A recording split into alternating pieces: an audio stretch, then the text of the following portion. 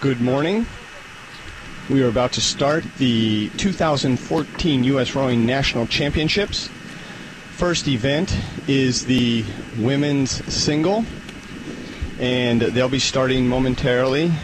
We have a couple minutes till race time, but we'll bring you all the racing live this morning. Racing goes until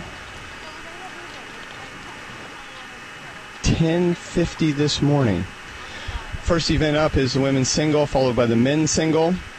Running all of the singles first, lightweights next, and then men's pairs, lightweight and open, doubles, fours, quads, and then, the men's 8 at 11:10, two boats.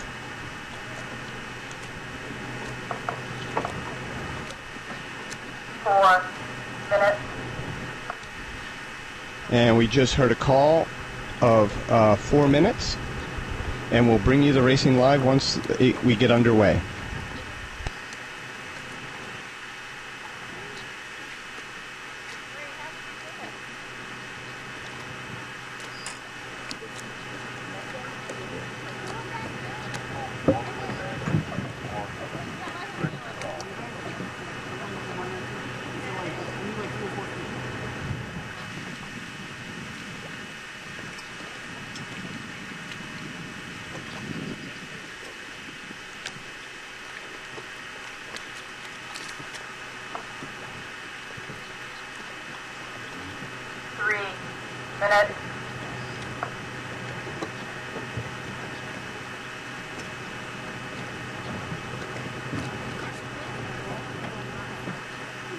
There's a board popped up. I can't move it. Carmen comes in on this. Wait. Just stand up. Stand here or what? Yeah, because that's hard to find. You can use my name for that. You good? Yeah. You good? Am I good?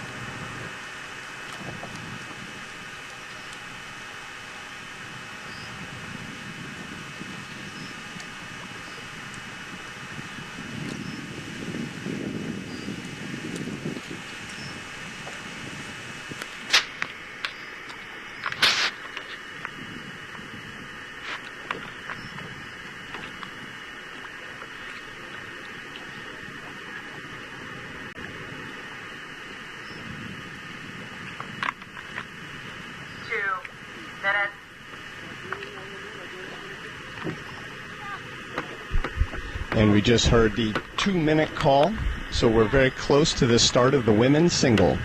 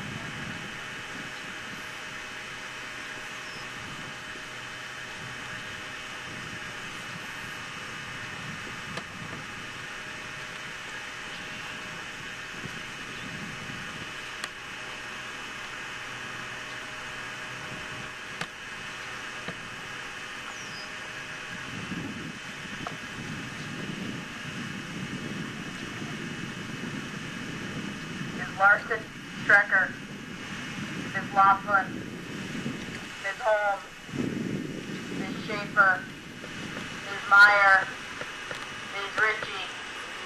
Attention. And we have a start here in the women's single at the U.S. Rowing Elite National Championships. Lane 1, unaffiliated, Laura Larson-Strecker. Lane 2 of Potomac, Esther Lofgren. Lane 3, California, Ann Holmes. National Training Center, Ontario, Carrie Schaefer. Seattle Rowing Club, Lindsay Meyer in Lane 5. And finishing out the field in Lane 6, we have Vespers Nicole Ritchie.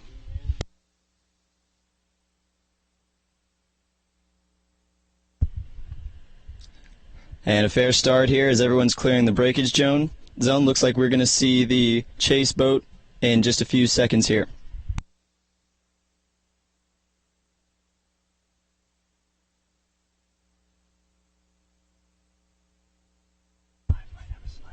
And at just over 250 meters in, looks like we're still about 6 boats across. Here in the single races, we will see a number of lead changes. That is not terribly uncommon. And we're going to switch over here to the side view. Does look like lane 5, Lindsay Meyer might have a slight advantage over the field. Lindsay just recently competing in the first national selection regatta, just getting edged out by Jevy Stone, who's now overseas racing in Amsterdam.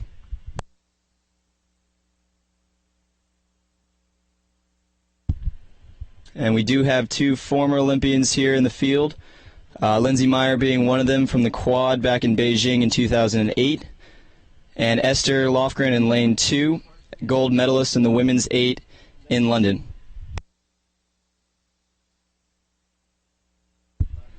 And now we've got a really good shot here from our chase boat. It does appear as if Lindsay might be just slightly out. And close behind her, we actually do have possibly Laura Larson-Strecker on this side and Nicole Ritchie sitting in that sort of second and third spot. And 500 meters gone here in the women's single.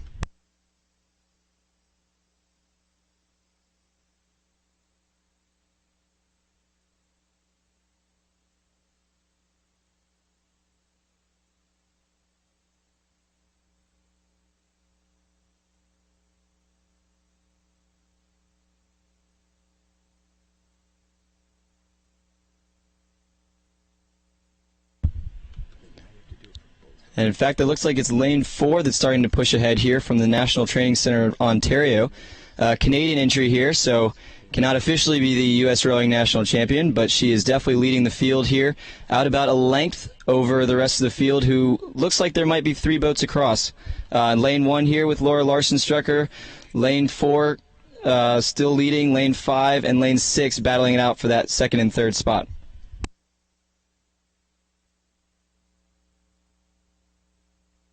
Yeah, but it does look like Miss Schaefer has moved into a comfortable lead, almost open water over lane 6, who is in second, just barely ahead of Lindsay Meyer in lane 5.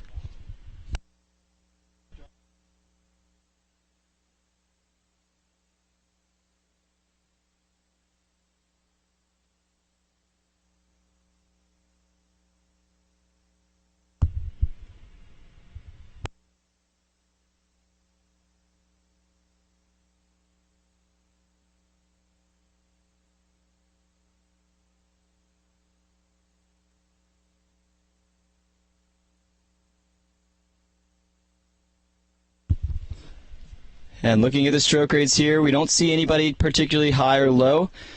Just looks like Miss Schaefer there in lane 4 is slightly more efficient, moving her boat just a slight bit farther per stroke than the rest of the field. And she has now opened up to about a seat or 2 of open water over the remainder of the field. But Lindsay Meyer is starting to make a little bit of a push.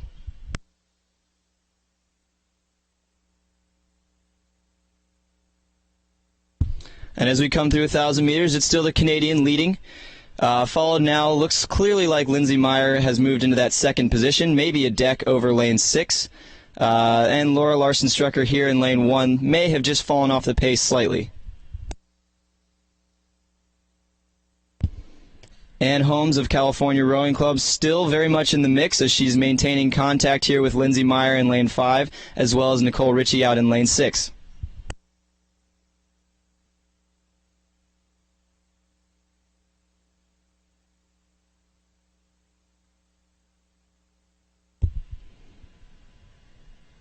And Carrie still looking very confident out front, maintaining about that same margin over the field.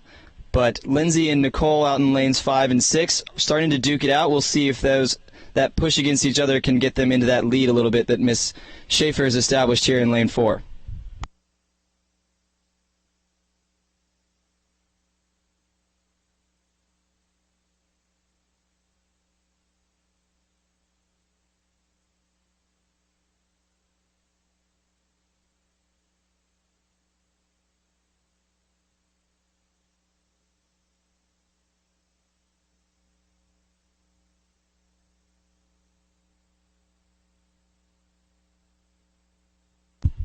All right.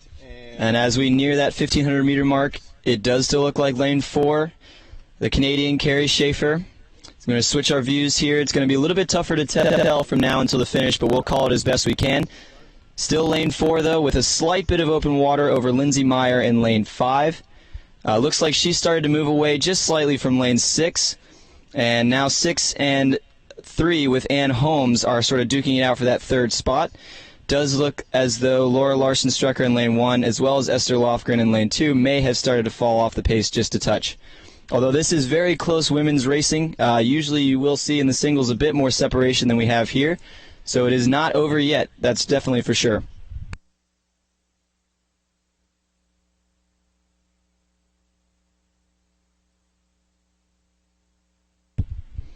And we narrowed down this women's single field from about 29 entries 2 days ago with the time trials. So these women have been through time trial, heats, rep, and are now in the final. This is the top 6 women from a field of about 29 when we started back on Wednesday.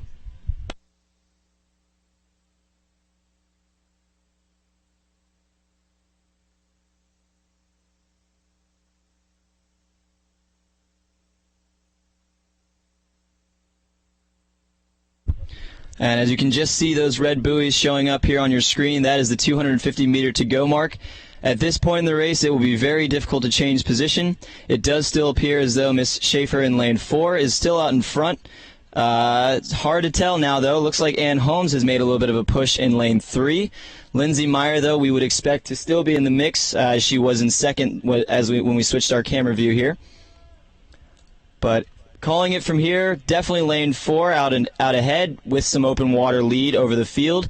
It does appear as though Lindsay Meyer still in that second position, and Holmes making a push, and Nicole Ritchie still with a little bit of contact here out in lane 6.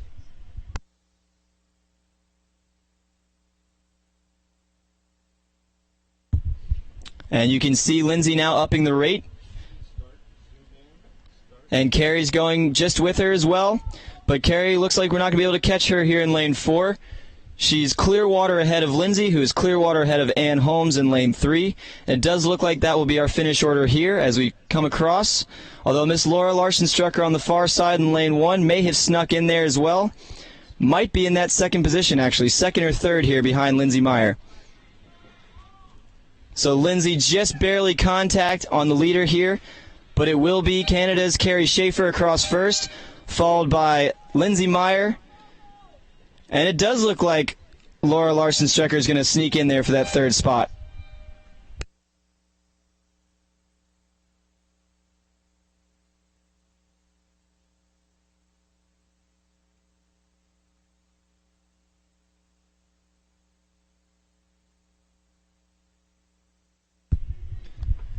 All right, and we'll immediately switch over to the men's single final.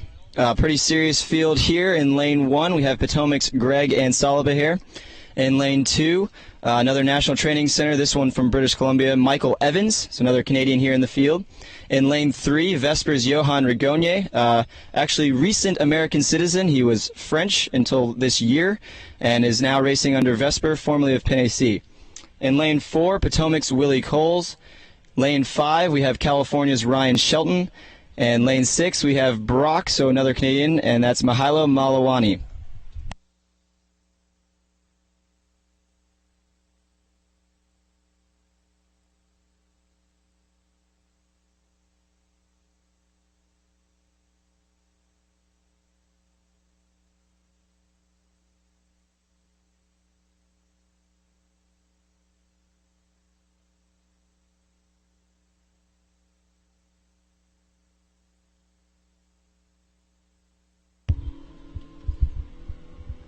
And as we switch over to our chase launch here, it does look like we've got Willie Coles out in front with Vesper's Johan Rigogne. And these guys are going to be pretty close to bow ball here as we near the 500-meter mark.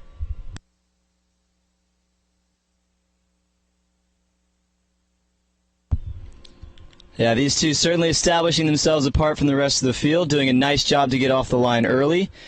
Does appear as though maybe lane 1 here, Potomac's Greg and Sullivan here, as well as lane 5, Ryan Shelton, might be in that mix for that third spot there, but it's definitely Johan in lane 3 and Willie Coles in lane 4 battling it out for first position.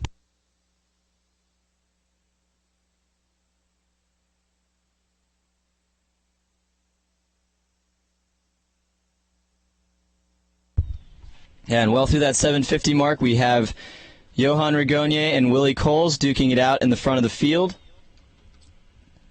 Difficult to tell from this angle which one may be leading, but it is clear that those are the two boats to beat at this point.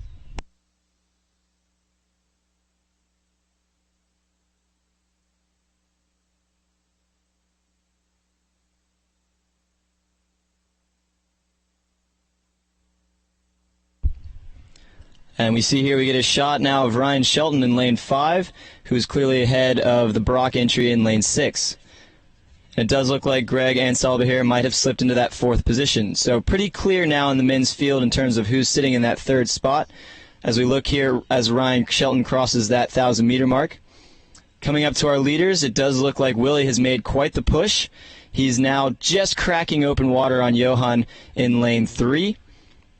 But pretty comfortably in 2nd place at Vesper entry in lane 3. So well through 1,000 meters, and it's Willie Coles open water back to Johan Rigogne, who is then open water back to Ryan Shelton in lane 5.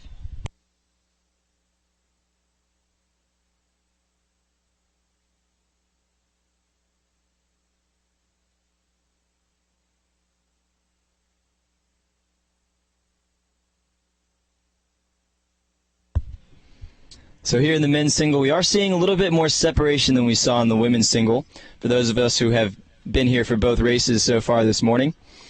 Looks like between 1st and 6th here, we've got a significant amount of open water. We're coming through that 1,500-meter mark now. 1,250 now, and it's still Willie Coles with open water lead over Johan in lane 3. And just a touch of open water back to Ryan Shelton in lane 5.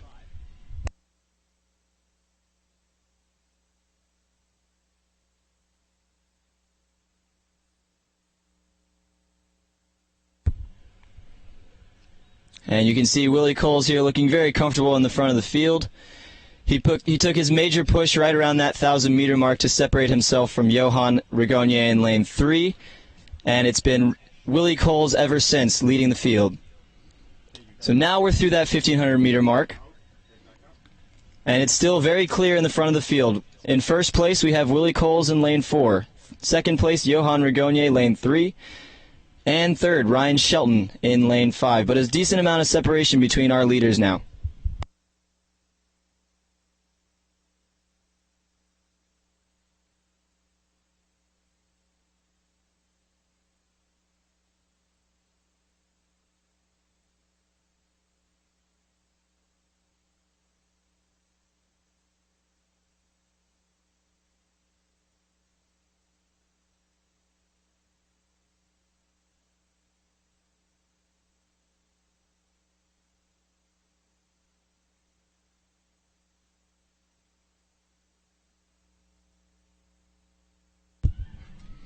So now over to the finish line shot, and we are in the red buoys, which means there's 250 meters to the line. Greg on that far side, looks like lane 1, just like the women's single, getting maybe a little bit of an advantage here towards the end of the race. I think it might be a little bit too little too late here for Mr. Ansalba here out in lane 1, as Willie Coles clearly in the lead, ahead of Johan Rigogne and still Ryan Shelton in 3rd. And Willie looks like he's doing just what he needs to fend off Johan there in lane 3. Still with maybe just a touch of open water advantage over Johan. And they're matching cadence fairly evenly here. Willie actually might be just a hair above Johan here in lane 3. And you do see Mr. Ansalbaher really taking it up. Looks like he might be a couple beats higher there in lane 1. But from this angle, it looks like we're going to have Willie Coles just bow to stern on Johan Regonier. And it's going to be close to call here back to the field for that third spot. Coming across here, though, very clearly Willie Coles. He's put together quite a fine race. He will win this with open water over Johan Regonier. Johan is going to claim that second spot. And we have a battle here for third place as Ryan Shelton manages to stay just a half length ahead of Greg Ansalba here.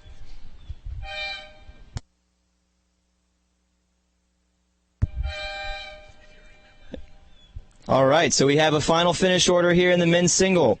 In first, Willie Coles. Second, Johan Regonier. Third, Ryan Shelton. In fourth, Greg Ansalba. Fifth, looks like we had those Brock entries. There's two Canadians there in fifth and sixth, with the National Training Center, Michael Evans, and Brock's entry of Mihailo Malawani.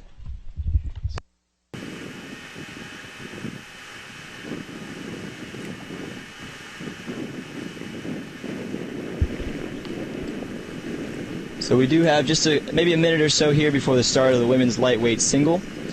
If you're just joining us, we've already crowned our national champions in both the women's single and the men's single. In the women's single, officially our national champion is Lindsay Meyer. She came in second to Canada's Carrie Schaefer, who unfortunately is not eligible to be claimed the national champion.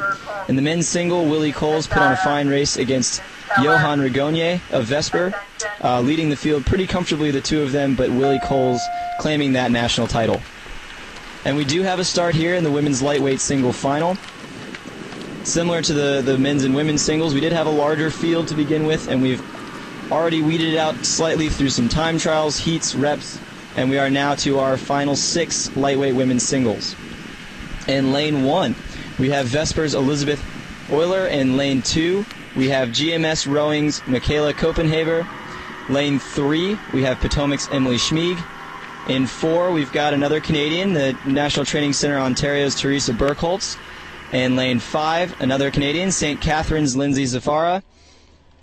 And Craftsbury's Sarah Keller is going to be rounding out the field here in lane 6.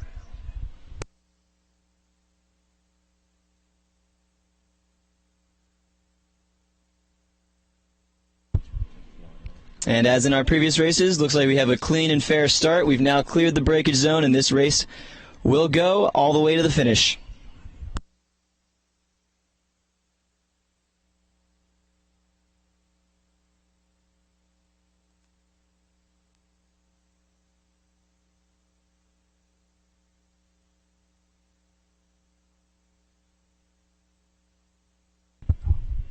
So from this angle, very difficult to tell who's in the lead. You'd expect the center boats to be sort of pushing out at this point. We do seed the lanes accordingly. Lanes 3 and 4 are the winners of their heats, whereas the other lanes had to make it through a repechage in order to be here today in the final of the lightweight women's single. So coming through, we are picking them up with our chase launch now, and we can start to see a little bit of a lead here. It does look as though lane 3's Potomac Emily Schmieg has made a push and might be leading at this point. And as we swing around here, we'll get a better idea.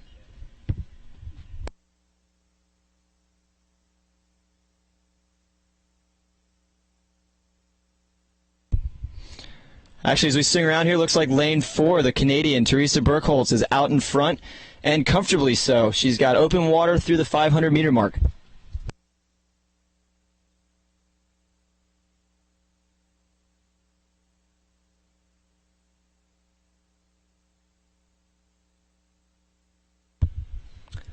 So given the proximity here of Princeton, New Jersey, we are fortunate enough to have some of our northern neighbors here. So we are going to see a number of Canadians competing today, some national team members, some former national team members.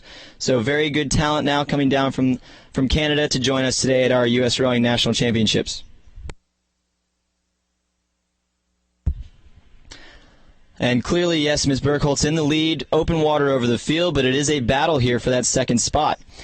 And again, Teresa is not eligible for that national championship title, so there is a fight here in the middle of the field for that first American spot, which would then claim that national title.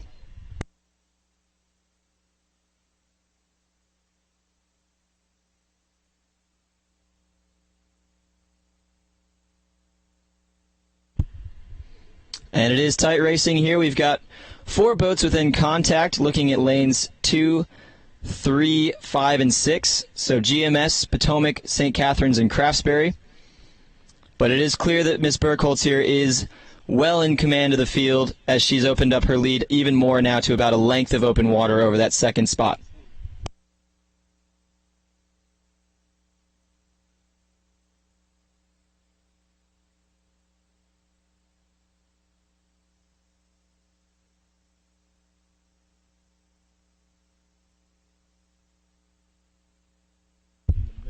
And very cool and collected, very confident here.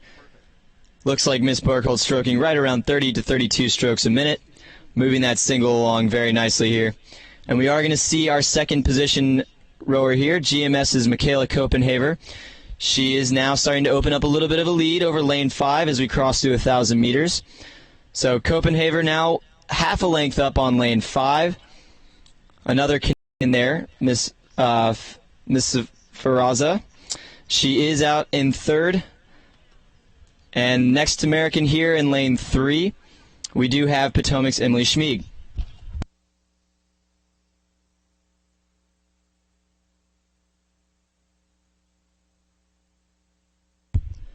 So Miss Schmieg there, currently sitting in 4th position, but that does make her the second American. A Canadian, Miss Burkholz in lane 4, clearly ahead of the field at this point. In 2nd, though, we do have lane 2 with GMS's Michaela Copenhaver. So at this point, it does look like Michaela is going to claim that national title, but we are well behind the leader here to the back of to the rest of the field. So Miss Burkholz really putting on a show here. She's now stretched that lead out to about, if I had to call it, I'd say 3 lengths of open water, which is a pretty substantial lead in any race, whether it's a single or an 8.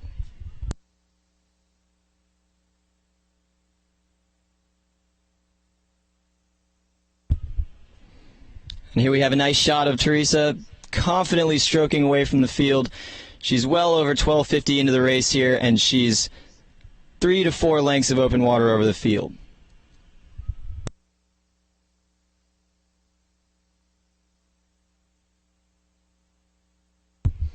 We are seeing a nice push, though, from Michaela Copenhaver there in lane 2. Starting to separate herself a little bit from Lindsay there from St. Catharines in lane 5. And now back to lane 3, we have our second American with Emily Schmieg.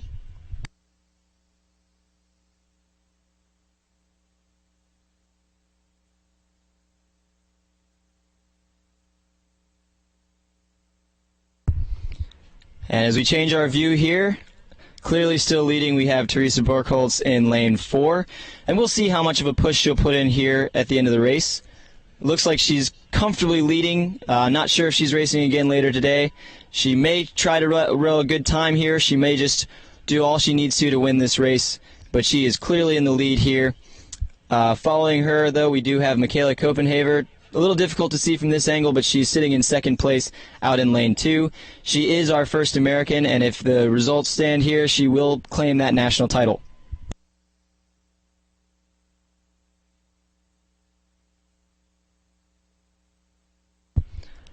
And again, we're seeing those red buoys creep into the screen, which means the rowers are nearing that 250 meter to go mark. At that point, we will see, if they haven't already, the rowers are going to start to take that rating up. And again, from this angle, looks like maybe there's a little bit more of a race than there actually is. Still, from our position here at the finish line tower, it does look like Miss Burkholz is well ahead of lane 2. But Miss Copenhaver in lane 2, clearly ahead of the remainder of the field. So it will be Burkholz in lane 4, most likely taking this race here today, and Miss Copenhaver in lane 2 should be our U.S. national champion if the results stand. So well into the red buoys, they've both upped their rate. From this angle, it looks a lot closer than it is, but there's at least a buoy line of separation, at least a length of open water between Miss Burkholz in lane 4 and Miss Copenhaver in lane 2.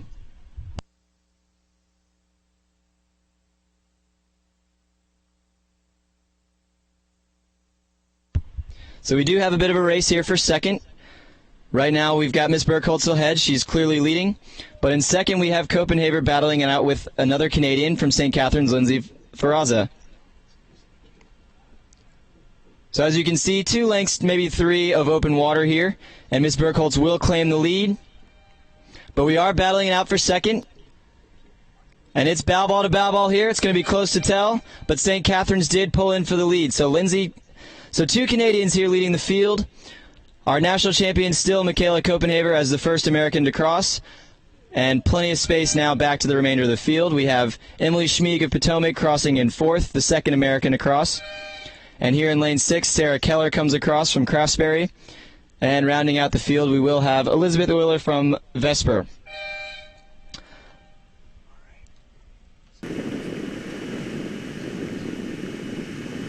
So the white flag is up in the women's lightweight single. We have an unofficial result. And it will be the Canadians leading, but Michaela Copenhaver of GMS claiming that national title. We now take you to the start of the men's lightweight single final. Rowers are getting aligned, and we should hear a gun in just a few minutes here.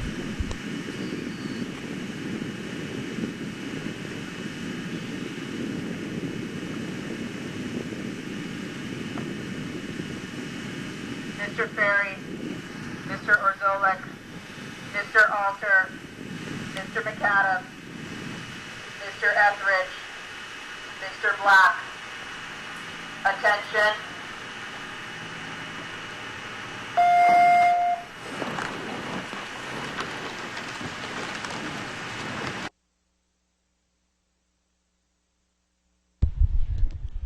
And we have a start here in the men's lightweight single.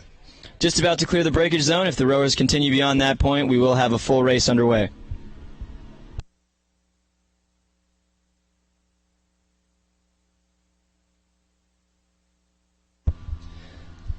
And just as with the first single races we saw of the morning, we have narrowed down this field from a number of entries, starting with that time trial on Wednesday, and then progressing through heats and repechages to narrow it down to the top 6 lightweight men here in the country. In lanes 3 and 4, we have Peter Alter from Vesper and Hugh McAdam of Craftsbury. Those two won their heats here and should be the favorites this morning in the lightweight men's final. A number of entries here who just recently competed in the senior and/or under-23 world championship trials. Hugh McAdam just barely missing out there on the lightweight men's single to Andrew Campbell, who will be actually competing in both the under-23 and senior world championships as the U.S. lightweight men's single entry. So with no Campbell in the field today, we'll see if Hugh McAdam can prove himself against the remainder of the field and lead today in the lightweight men's single.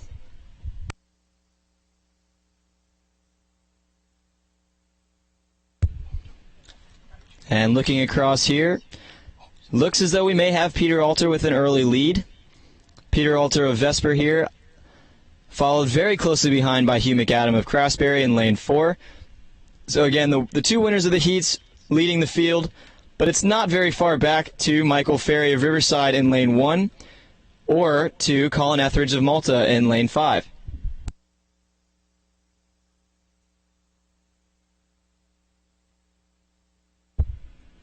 So crossing that 500-meter mark, looking 4 boats within contact here in the front of the field, but it is going to be Peter Alter leading at this point, just slightly over Hugh McAdam of Craftsbury, and still contact back to Colin Etheridge. So Colin about a half length behind the leaders now as Hugh makes his first push.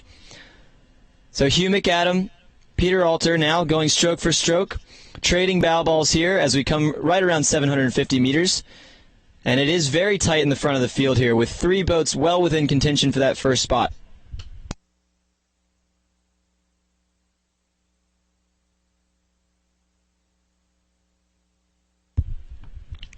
Yeah, Hugh looks like he's lengthening it out about here, finding that base rhythm, and he is starting to push through Peter Alter there of Vesper in lane 3. And in this race we have 6 Americans, so whichever boat crosses the line first will be our national champion.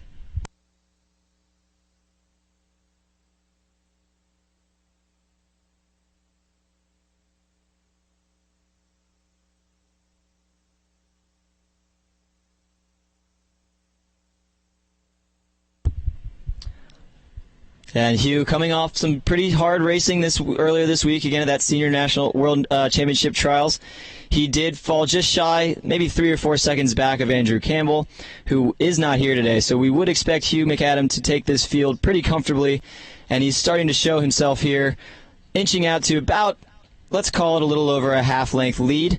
Peter Alter now of Vesper and Colin Etheridge of Malta duking it out for that second position, but it does look like Colin Etheridge is in a little bit more comfortable position, as Peter may have spent a little too much energy early on to maintain that lead through the first 750 meters. And just coming into view, we have Michael Ferry of Riverside. Not an early contender, but still in the mix. He may be able to sneak in for one of those second or third position, as he's rowing probably the most consistently here out in lane 1.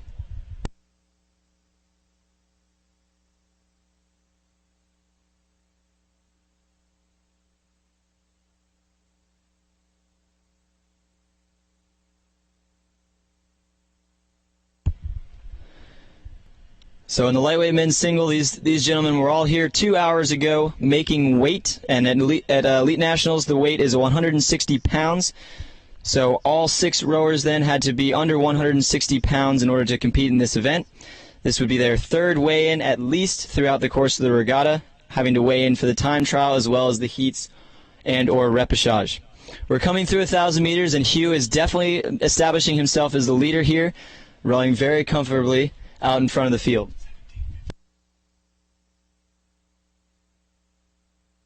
Excuse me, already through the 1250, so moving right along here in the men's lightweight single. We are about 1,300 to 1,400 meters into this race. Hugh McAdam now establishing himself in the front, and we will see Colin Etheridge slide into that second spot. Peter Alter now slipping back behind Michael Ferry.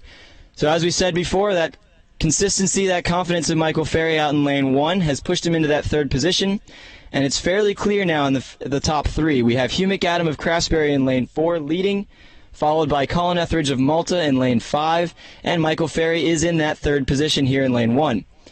But starting to see some separation, as you typically do at this stage of a singles race.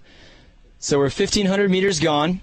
Hugh McAdam well ahead, open water over Colin Etheridge, who is then open water over Michael Ferry out in lane 1, who we can't actually see in this shot, but we are going to give you the best shot we can here from the finish line tower. But Hugh McAdam is our clear leader here.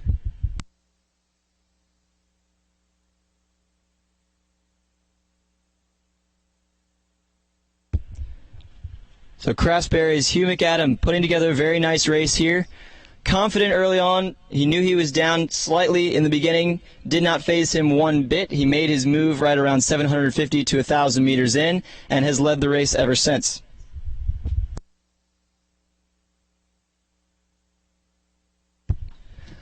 So coming into the red buoys, we'll see what kind of sprint these gentlemen can put on for us today. But Hugh McAdam is leading the field, open water back to Colin Etheridge of Malta in lane 5, who has maybe a little bit of open water over lane 1, Michael Ferry from Riverside.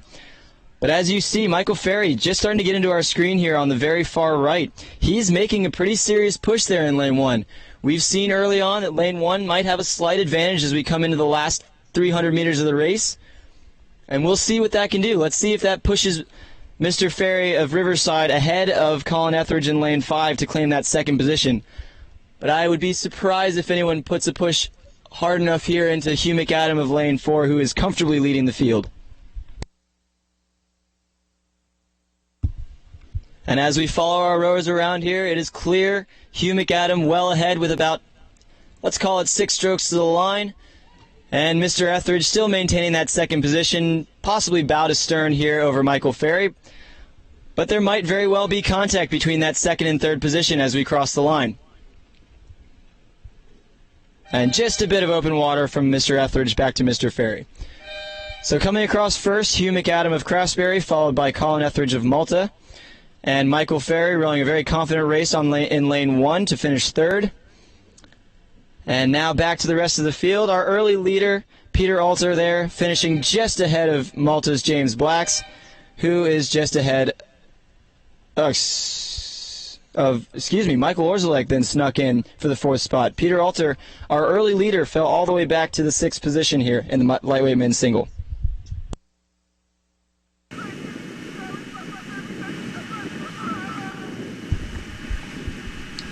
So there we have it. We've now claimed our national champions for all of the singles this morning, starting with the women's single.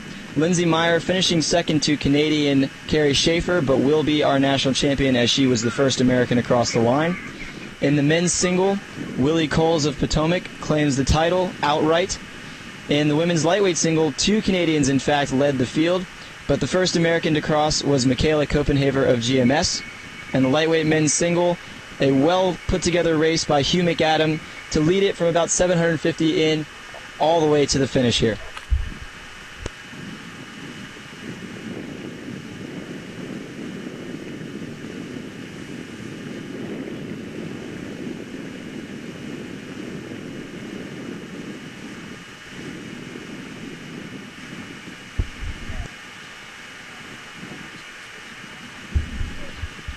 So we do have a little bit of a built-in gap here. We are going to have another 10 minutes before we see a start of the men's pair final. But as I said before, we have now claimed our national champions in all 4 of the singles events: women's single, men's single, lightweight women's single, and lightweight men's single. We'll join you again in just a few minutes here as we get lined up for the men's pair, scheduled to go off at 8:50 this morning.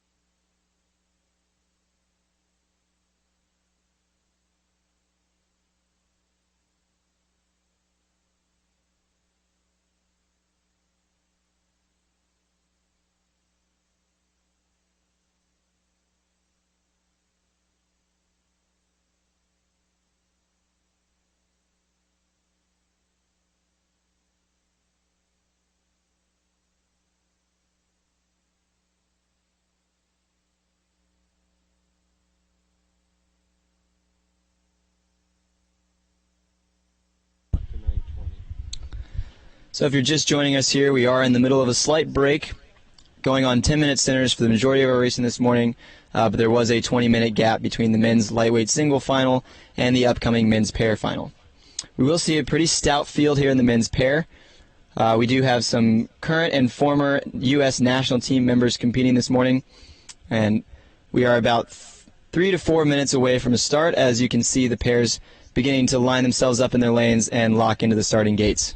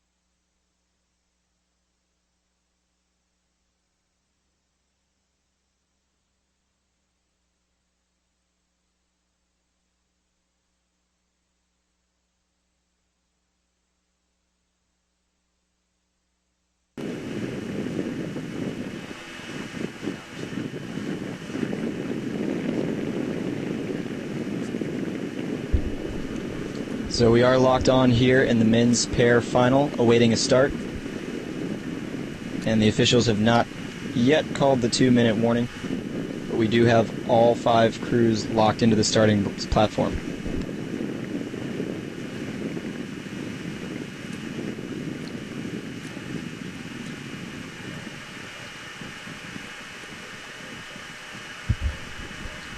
So here in the men's pair final, we have 2 STSWC composite entries. 3 minutes. In lane 2, we have bow Spencer Chipman and stroke Jonathan Holden. Lane 3, we have Ben Vanderwerf and Jeffrey Arnott. In lanes 4, 5, and 6, we're going to see some U.S. Training Center entries. Starting in lane 4, we actually have the current senior lightweight men's pair who will be racing in Amsterdam later this summer. Michael Wales and Tyler Nays. And those two, just a few days ago, actually had to average 70 kilos in order to be eligible to race the lightweight men's pair trial race. So we'll see how much weight they've managed to pack on for today's race, as they're racing in an open category today. Certainly any extra leverage, any extra weight here will give them an advantage in this slight headwind this morning.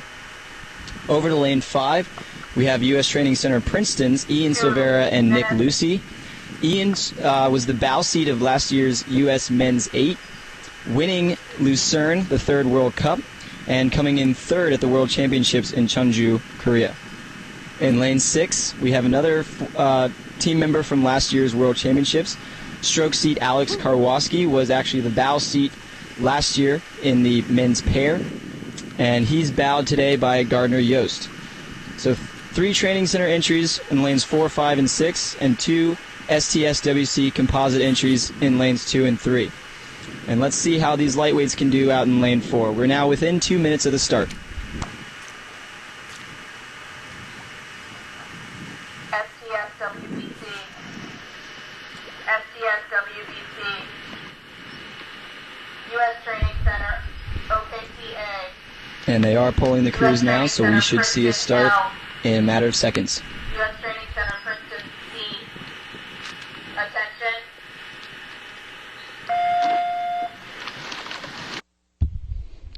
And the men's pair is underway. Looks like a clean start here. Again, as soon as we clear that first 100 meters of the course, we will have an official race underway. It does look like all 5 boats are out of the breakage zone, so we have an official start. And off we go here in the men's pair. It's a little bit more difficult to steer here, the pair. For anyone who's rowed a pair or hasn't, you actually steer the boat with your foot. Significantly more difficult than if you're in a sculling boat and you can just differentiate your pressure from port to starboard in order to keep your boat straight.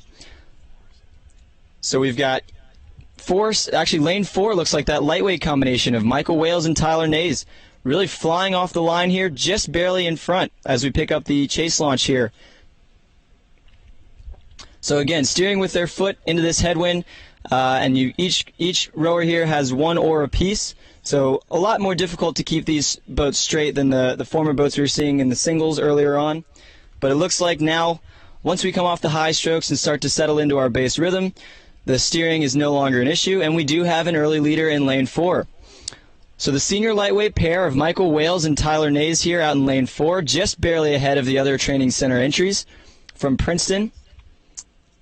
But Ian Silvera now and Nick Lucy starting to make a little bit of a push into their lead. So calling it from here, looks like we still have lane 4, that lightweight combination of Michael Wales and Tyler Nays, just barely ahead of lane 5, Ian Silvera and Nick Lucy, just barely ahead of lane 6, Gardner Yost and Alex Karwoski. And it does look like those 2 STS WBC entries are going to be holding down the 4th and 5th spots early on in the race.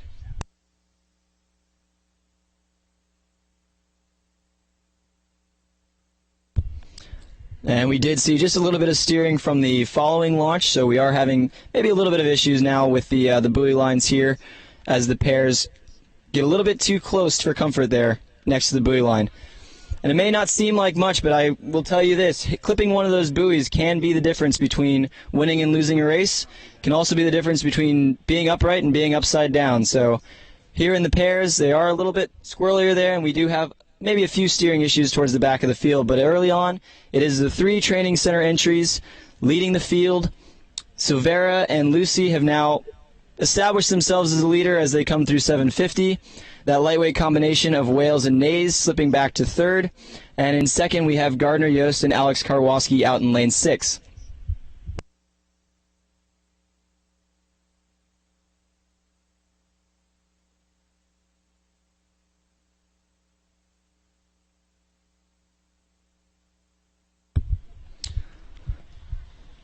So it does look like that pair combination of Ian Silvera and Nick Lucy starting to really find that base rhythm here and just slightly edging out the field. Coming through 1,000 meters, they may extend that lead to just a hair of open water, but it's still a race now for 2nd position. Those lightweights doing very well battling the headwind. We're looking at a pretty considerable headwind this morning. The times from earlier on suggest that it may be as much as 5 to 6 seconds per 500 in terms of the headwind. So typical fast time in the men's pair, somewhere around 6:30 or faster. The world record being 6:08, which is insanely fast, set by the New Zealanders in London back in 2012. But today I'd be surprised if these pairs go under 7 minutes, given how stiff that headwind is coming on from bow. But as we look across here, clear leader in lane 5, Ian Silvera, Nick Lucy. Open water now over Gardner Yost and Alex Karwoski in lane 6, who are being contested now in lane 4 by that lightweight combination of Michael Wales and Tyler Nays. Okay, So selection not completely finished here with this group of guys. Like I said, both Ian Silvera and Alex Karwoski were at the World Championships last year in Cheongju, South Korea. and Michael Wales and Tyler Nays both heading that way later on this summer, having just won the lightweight men's pair trial earlier this week. For anyone interested in the World Championships, our sponsor Ludus Tours is putting together some very nice travel options, putting together some good packages that include entries to the grandstand as well as accommodations and tour guides. You can find out more information about that on the USRowing website. So don't be surprised if we see more than just that Michael Wales-Tyler Nays combination heading off to the World Championships later on this year in Amsterdam.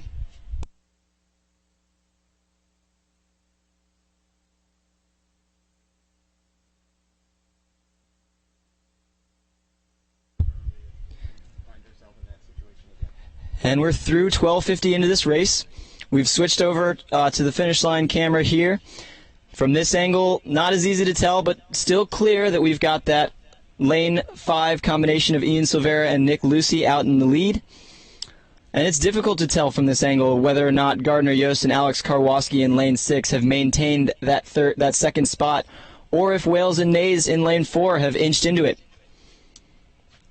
The one thing I will say about being a lightweight here is you do have the capability of changing boat speed much more quickly than a heavyweight pair. So as we get into the later stages of the race, we might see quite a sprint from that combination in lane 4, and it may be just enough to secure that second position. So right now, coming into the red buoys, we are going to be coming into that 250 meters to the line. Still clearly lane 5. Nick Lucy stroking in front of Ian Silvera, who established themselves early on, right around 700 meters, and have led the field ever since. But it is still contact between lanes 4, Michael Wales and Tyler Nays, and lane 6, Gardner Yost and Alex Karwoski.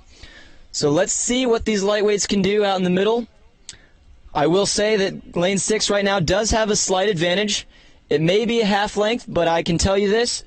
Tyler Nays is known for jacking that rate up in the last bit, and he will be stroking at least a few beats higher than that heavyweight pair of Alex Karwoski and Gardner Yost. So with 150 meters to the line, it's becoming a little bit more of a race in the front of the pack. Silvera and Lucy doing well to hold off the field. Karwoski and Yost now inching into that lead a little bit. It looks like not quite enough from that lightweight combination in lane 4.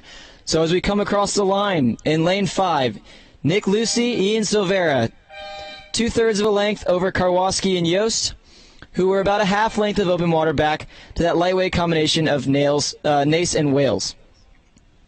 So it will be the 3 U.S. Training Center entries, the 2 heavyweight entries from Princeton ahead of the lightweight entry of OKC. And clearly ahead now of the STS WBC combinations, who are just now starting to make their way onto the screen. And it looks like Ben Vanderwerf and Jeffrey Arnott are going to be our fourth position pair here. And rounding out the field in lane 2, we have Spencer Chipman and Jonathan Holden.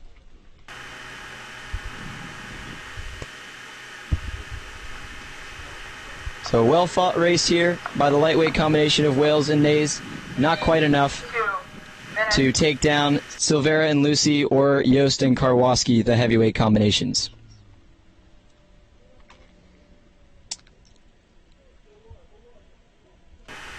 And we have a finish there in the men's pair, looking for the start of the lightweight men's pair. So Wales and Nays opting out of the lightweight pair here. Probably didn't want to have to make weight one more time. So they raced open, but their opponents from the trials earlier this week, Phil Hinson and Phil Grisdela, are actually in the lightweight men's pair here. And that's that Craftsberry pair out in lane 3. In lane 4, we have a Nyack combination of Petros Kromidis and Christian Warzenek. So we'll see how these guys can do here. These 2 combinations did actually both have to weigh in earlier, again, 2 hours before the race. So both of these gentlemen weighing under 160 pounds in both combinations. And we'll see what kind of show we have here in this 2-boat race, starting in just a few minutes here. And we're off. So men's lightweight pair underway. As soon as we clear that first 100 meters, the start will be recognized and official.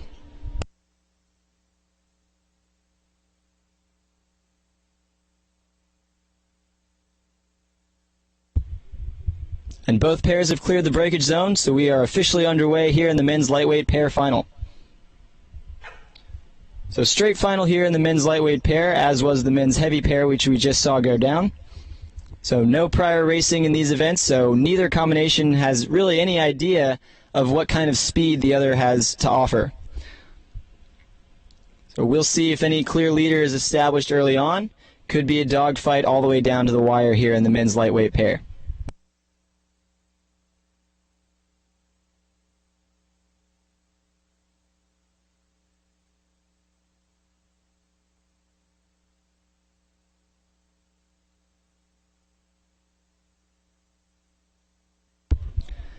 And flipping over to our chase launch here. Not entirely sure who the early leader is. It is still a tight race here coming across roughly 500 meters into the course. Does look like Craftsbury may have a slight edge. Again, always difficult to tell from this angle. But as we come across to that parallel shot, we should be able to see a clear bow ball ahead there in lane 3. And as you see inching into the screen here, we are starting to come parallel. As soon as we see those buoy lines go by consistently, we will have a better idea of who our leader is at this point. But it does look like a half-length advantage now for the Craftsbury pair of Phil and Phil. So 500 meters gone, early leader here, the Craftsbury entry. Just starting to get bow to stern on the Nyack entry of Petros Kremidas and Christian Warzenek.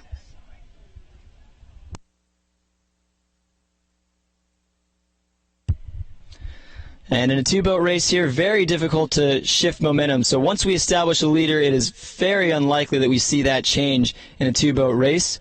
Certainly once we get any hint of open water lead here in the lightweight men's pair. So we'll see just how far out they can extend that Craftsbury combination of Phil Grisdale and Phil Hinson.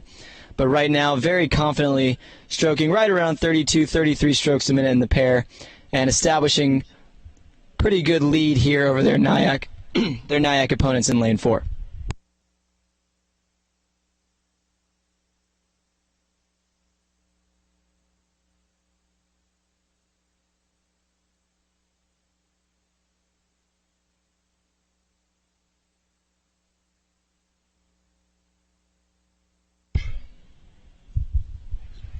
So that Craftsbury combination, Phil Grisdale, Phil Hinson, clearly ahead here as we get a shot of the trailing boat, that New York Athletic Club entry in lane 4. We are starting to see maybe a length of open water between the crews, possibly a bit more. So Phil Hinson, Phil Grisdale, they did race against that lightweight combination of Tyler Nays and Michael Wales, who we just saw go down in the men's heavyweight pair. And I will tell you this, I'm sure those guys are looking to post a time here so they can compare that to the other lightweight combination who opted to race in the heavyweight final earlier this morning. So even though not too much of a race here between the lightweight pairs, we should see a good effort put on by Phil Grisdale and Phil Hinson, as I'm sure they're very curious to see how their time will compare to the heavyweight pairs that just came down 10 minutes prior.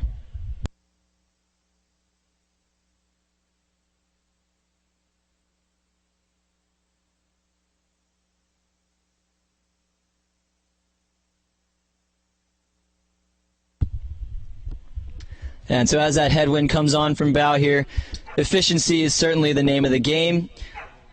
You can see here not very bad rowing by that New York Athletic Club pair. The blades are going in fairly clean. Maybe a little bit of mist water on the front of the stroke. Unfortunately, that does make the boat feel just a little bit heavier, and into a headwind, that's the last thing you're going to want. With that Craftsbury pair, you can see just very efficient rowing, nice long strokes here, really maximizing every effort there. You can see nice splash just slightly off both sides of the front and back of the blade. So very direct catches there, keeping it nice and light as they keep their stroke rate up a couple beats from that Nyack entry. So that's sort of the key here in a headwind. You don't want the rate to sag. As soon as it does, the boat gets heavy, and there's really no coming back from that. But we're coming up to right about 1,500 meters into this lightweight men's pair race. Again, we probably will see a complete race from this Craftsbury entry of Phil Grisdale and Phil Hinson, as they'll be eager to compare their times to the heavyweight men's pair that just came down moments prior.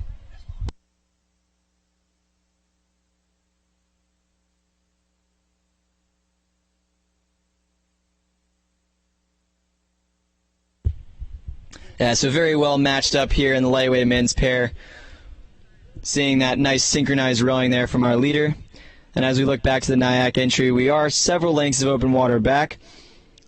Does look just a little bit heavier rowing in that Nyack entry, and unfortunately in a headwind, as soon as it starts to feel heavy, there's really no turning back. So Craftsbury doing a very nice job keeping the cadence up, keeping those strokes nice and long, and really staying efficient into that headwind here. And from our angle here at the finish line tower, I'd call it about 3 lengths of open water to our leader. They are going to put together a full race for us, again trying to compare that time to the men's heavyweight pair, which just came down moments prior. And we are just about to get 300 meters from the line here with that first pair, the Craftsbury entry of Phil Hinson and Phil Grisdella.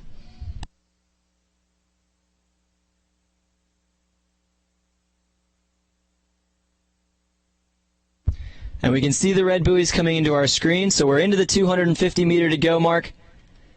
Still very clearly Craftsbury, Hinson, and Grisdella, followed by Nyack, Warzenek, and Kromitis. And let's see what kind of effort we put on here, again trying to compare times to the race that just came down the course.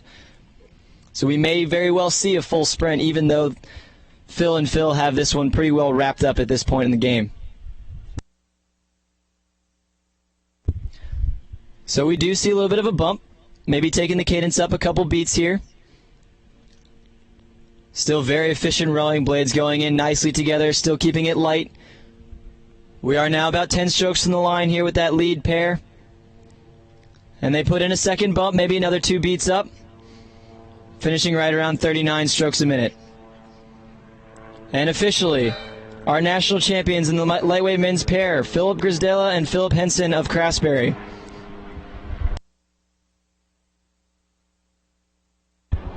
And just coming into our screen here, that Nyack combination will finish second.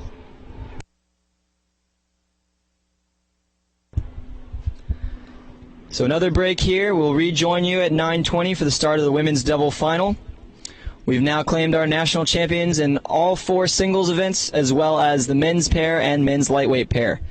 Upcoming, the women's double final at 9:20.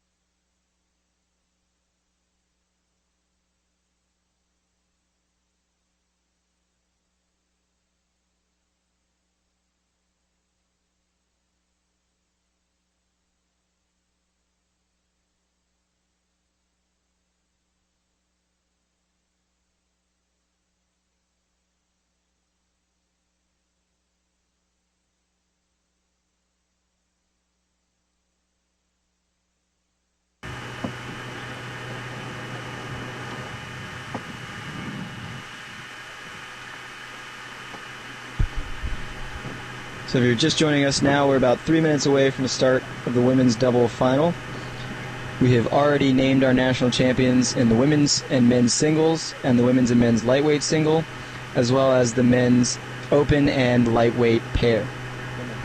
So in the women's single, Lindsay Meyer finishing second behind Canadian Carrie Schaefer, but as the first American is our national champion. In the men's single, Willie Coles edging out Johan Ragonje. In the women's lightweight single, 2 Canadians led the field, but Michaela Copenhaver was the first American and will be our national champion. The lightweight men's single, Hugh McAdam putting on a nice race to lead from about 7:50 to the line. In the open men's pair, we had Ian Silveria and Nick Lucy of USRowing Training Center, Princeton. And the lightweight men's pair, the Phils of Craftsbury, Phil Grisdella, Phil Hinson, claiming that national title. Craftsbury A, So we're pulling the crews here, SRC, BBC, and we'll have a start in seconds. NTC, ONA, Craftsbury B. Attention. And we have a start in the women's double. Again, once they clear that first 100 meters, the race is going to be official. It's going to be recognized. Nothing you can do once you cross that 100-meter mark in terms of contesting the start. It looks like all 6 boats are through. We do have some repeat customers here in the women's double. Several of them racing earlier on in the women's single final this morning. So pretty short window, an hour and 20 minutes from the start of the women's single to the start of the women's double. And we do have a number of girls who are doubling up in this competition here. So in lane 1, we have Vesper, Laura Larson-Strecker, who also happened to be in lane 1 during the women's single, racing with Catherine McFetridge. In lane 2, Craftsbury, Kazia Beal, and Jamie Chapman. Lane 3, Emily Drazegacker and Elizabeth Sunshine. Lane 4, another repeat customer, Lindsay Meyer and Nicole Ritchie, both of whom raced earlier this morning in the women's single final. In lane 5, Carrie Schaefer, the unofficial winner of the women's single, as she's a Canadian, and Sarah Black. In lane 6, another Craftsbury entry of Elizabeth and Rebecca Donald. So we do have a few that may be slightly more fatigued as they just came back from racing the women's single earlier this morning. We have narrowed down the field a bit to come up with the top 6 women's doubles here at the U.S. Rowing National Championships. And early on, we are probably about 3 boats across, looking at lane 1 of Catherine McFetridge and Laura Larson-Strecker. And lane 2, Craftsbury, Jamie Chapman, Kazia Beal. And difficult to tell, but it looks like lane 5, that Canadian entry of Carrie Schaefer and Sarah Black, may be leading the field here. So could be Carrie's second victory this morning. Again, though, ineligible for that national champion title as they are Canadians here in the lead early on.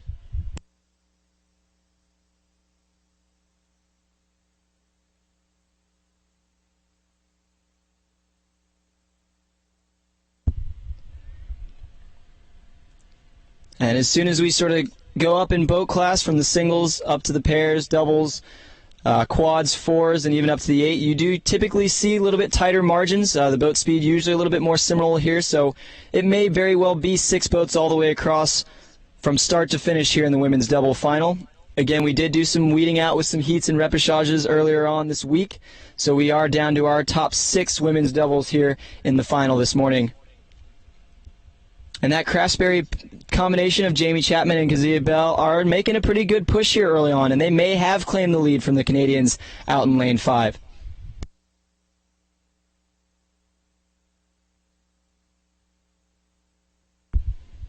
So taking a look at our current leaders here at Craftsbury combination in lane 2. Starting to make a good push. And it was the Canadians in lane 5 early on, but now clearly ahead, we've got our lane 2 combination of Jamie Chapman and Kazia Beal. Starting to open up a little bit of a lead, maybe still contact back to lane 1 as well as to our early leaders in lane 5. The Ontario Training Center athletes Carrie Schaefer, who again won the women's single earlier this morning, and her partner Sarah Black.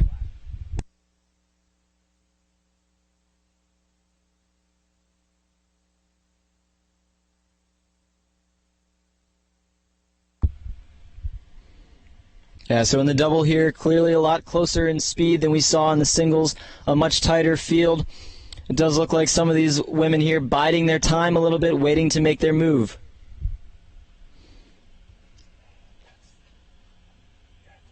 We're through 1,000 meters here. Through 1,000, the Canadians who led earlier now sitting in that second position. Craftsbury starting to open up a lead here in lane 2. So Chapman and Bill will be out in front and now have open water over the field.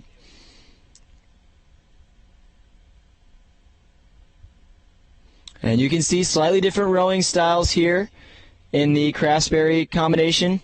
A little bit more of that European style on the front end where we do break the elbows slightly to get some good purchase on the front end and get that weight off the seat. So very efficient here in the lead boat. Fairly upright. Good push to the legs. Blades going in nicely together. 12:50 gone. Open water over the field, but lane 1 inching ahead now. Lane 1 in second. So Laura Larson-Strecker raced earlier in the women's single, came in third, and is now in second in the women's double.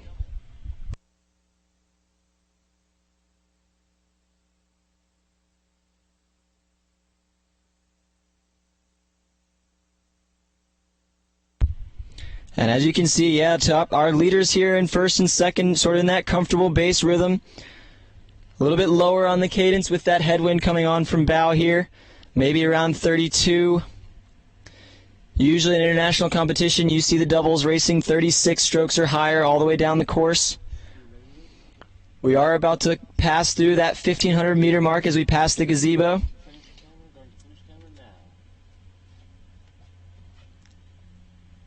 So switching our angles here, it's going to be a little bit difficult to tell from the camera. Fortunately, sitting here in the finish line tower, I can get a little bit better view. It does look like that Craftsbury combination still comfortably in front. They do have just a touch of open water over Vesper in lane 1. And now back to the Canadians, who are the early leaders, are in the third position out in lane 5. So about 400 meters to the line. It's Chapman and Bell in lane 2 of Craftsbury leading. Laura Larson-Strecker and Catherine Midfetchers of Vesper in lane 1, who are slightly ahead of the Canadian combination of Carrie Schaefer and Sarah Black in lane 5.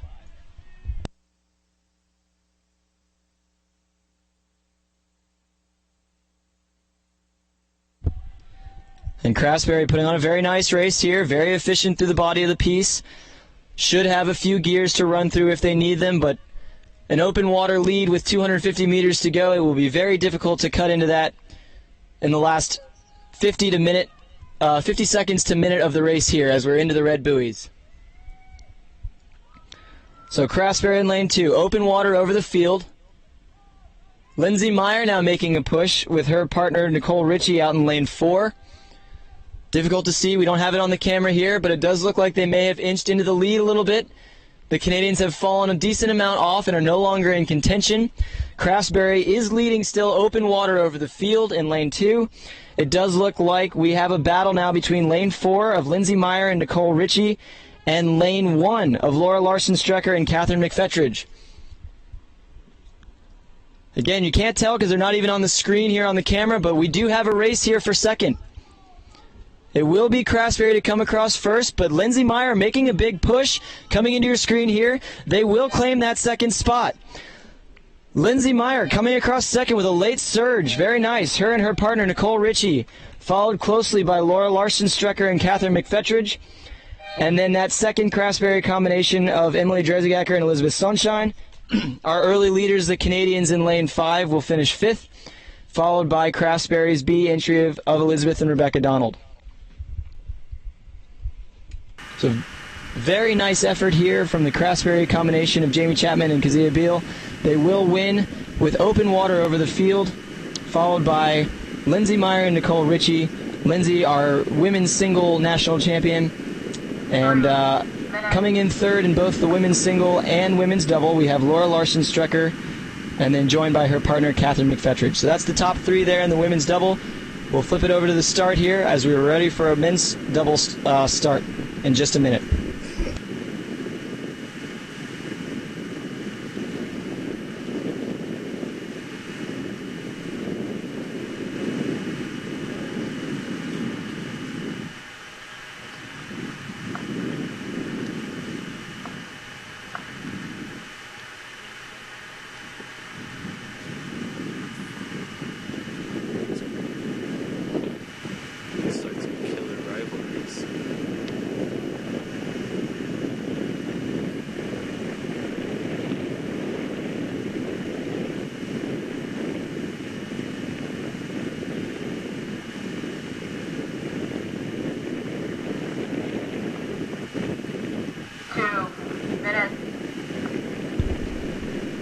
So as you heard, the official just calling the 2-minute warning.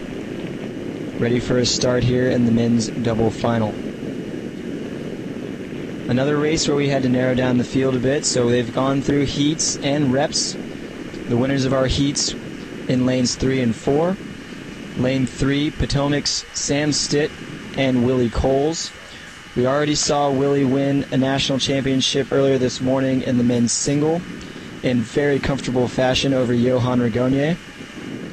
In lane 4, we have the Penn AC combination of Eric Winstead and Justin Keene, winning the other heat earlier this week. Potomac A, Penn AC A, NTC BCB, ARC BCB. Attention.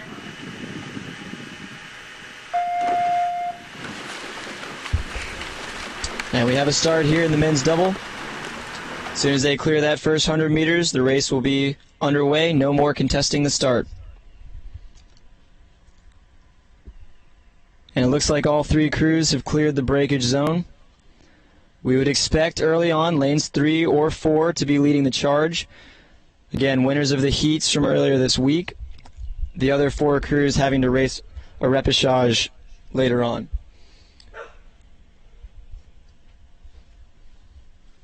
So we'll just go through the lineups real quick here before we switch over to the chase launch. In lane 1, California, Keen Johnson and Ricky Holek. Lane 2, GMS Rowing Center A, John Madura and Matt Brown. Lane 3, again, the winners of the first heat, Potomac's Sam Stitt and Willie Coles. Lane 4, the other winners of the heat from earlier this week, Penn AC's Eric Winstead and Justin Keene. In lane 5, another Canadian entry, the National Training Center BC, Benz Murphy and Andrew Stewart-Jones. And running out the field here in the double, we've got lane 6, the ARC Potomac combination of Taylor Brown and Chris Massey.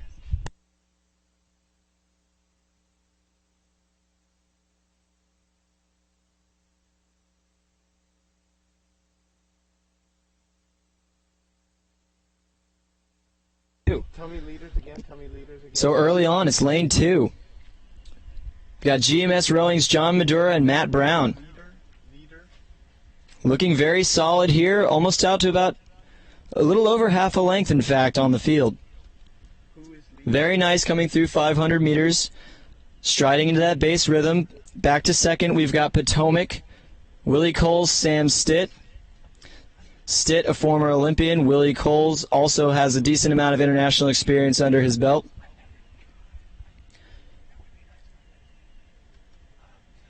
It does look like we've got about 4 boats within contention of the lead here. 5 and 6 starting to fall off just a bit. But contact within all 4 of the first boats here.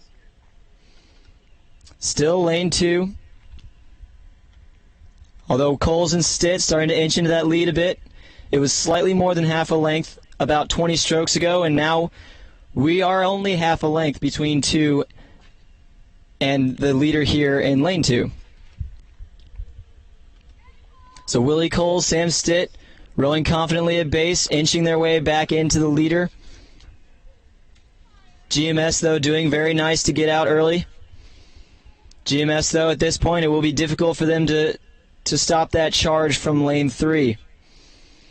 Rowing a huge game of momentum here. As soon as you shift it your way, it is very difficult for someone to come back into you. And right now, we're bow ball to bow ball for the lead. So Willie Coles, Sam Stitt, a little bit more confident that base rhythm.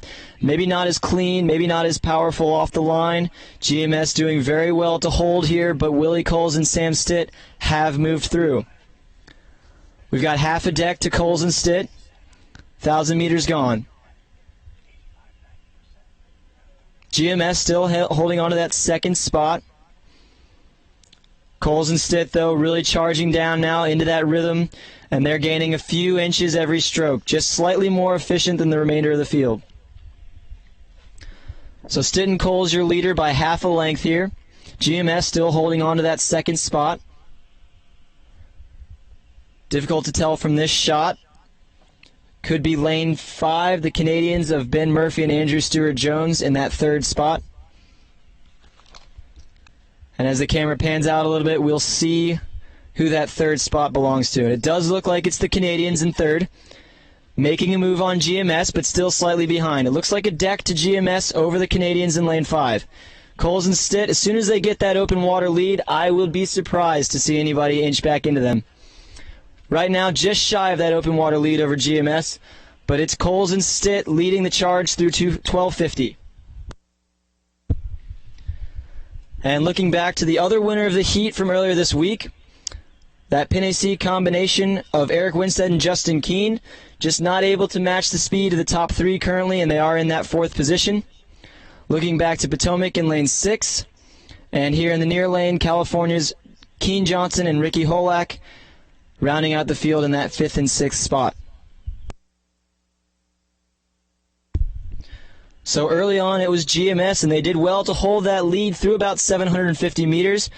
But there's that open water lead as we pass the 1,500 meter mark, and I will be surprised to see if anybody inches into that in the last bit.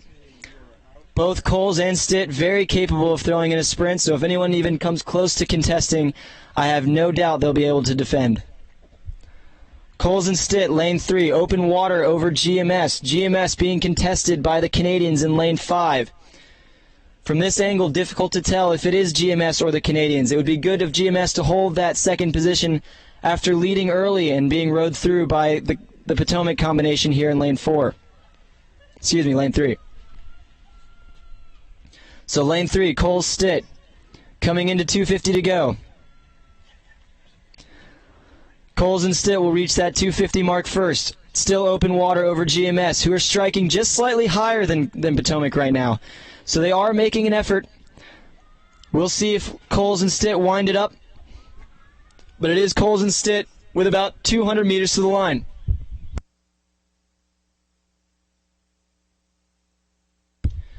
So Coles and Stitt running a very mature race here, not phased by being down off the line. Established themselves as the leader at about 800 meters in. Open water now back to the 2nd place position, which does still seem to be held by GMS, although the Canadians are making a charge in lane 5. And we have a crab, a catastrophe here in the GMS combination. Another crab, and GMS is out of it. GMS now slipping back. Early leaders, they've actually shifted lanes into lane 1. Oh, we've got a collision here in lane 1. So our winners, Potomac, coming across, and disaster strikes in lanes 2 and 1 here. The Canadians will cruise to a 2nd place finish. GMS, the early leader, has contended and actually run into lane 1, and we will have a contested finish for the 3rd place position. So Pinnacy crossing in 3rd. However, there is going to be a protest, as there was a dead-on collision here in lane 1, that GMS boat crabbing with about 150 meters to go. It pushed them into lane 1. Lane 1, the combination California, Keene Johnson and Ricky Holak, were in that 3rd spot, or at least in contention for that 3rd spot, and came to a dead stop as that GMS combination ran them off the course in lane 1. So I guarantee you we'll have a red flag up here, and we will have a redress in terms of that 3rd spot, but 1st and 2nd very clear. GMS here in the wrong, causing that collision. They were in contention for the 2nd spot early on, but I'm sure will be disqualified after running into lane 1. And we do have a hand up there in lane 1. So we'll see what the officials say here. But I imagine there will be a contest, and we will have a red flag up after that collision there in lane 1.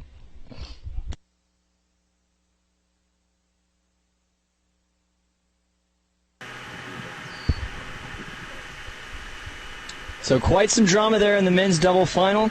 Very clear, though, who our leader was, so we'll see what the officials say as we await a start of the women's lightweight double final. That'll do it for me this morning, and I will hand you over to our seasoned veteran, Willie Black, who will take you out through the remainder of the racing this morning.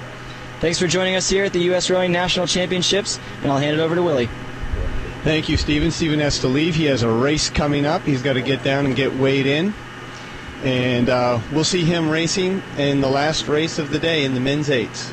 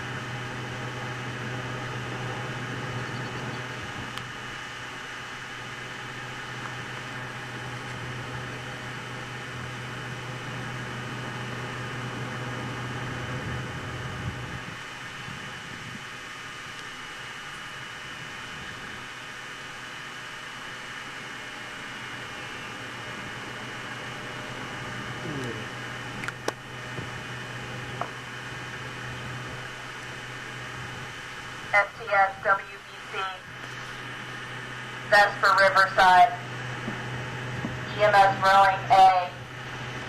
Attention.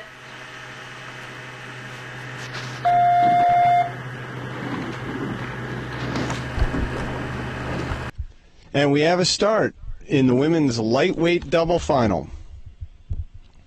Lane 2 is STS WBC. Katie Marabella and Jessica Hine. Lane 3 is Cambridge. Helena Randall and Gabriella Perman. Lane 4 is Vesper Riverside. Mary Foster and Kara Stowicki. And lane 5 is GMS, Ann Shapiro and Sam Breck.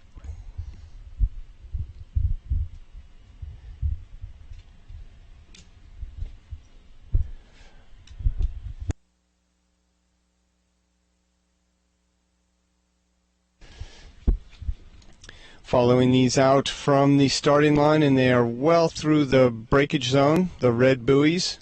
You can see where the red buoys turn to yellow. Once you get outside of those buoys, you can no longer protest a start. So we have a clean start, and we'll be picking it up at the camera launch right about now.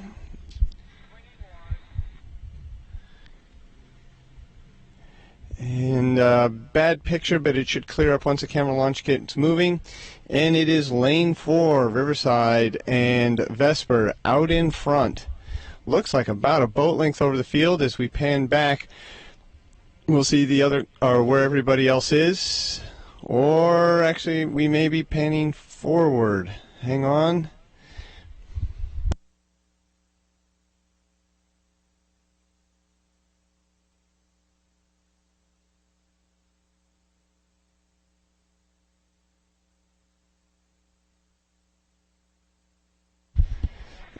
So way out in front by open water is our leader. The Riverside Vesper combo and GMS out in lane 5 is in second place.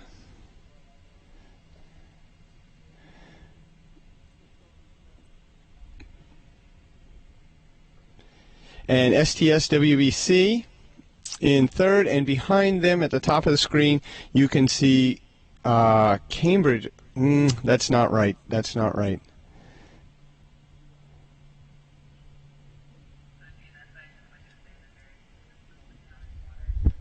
So lane 4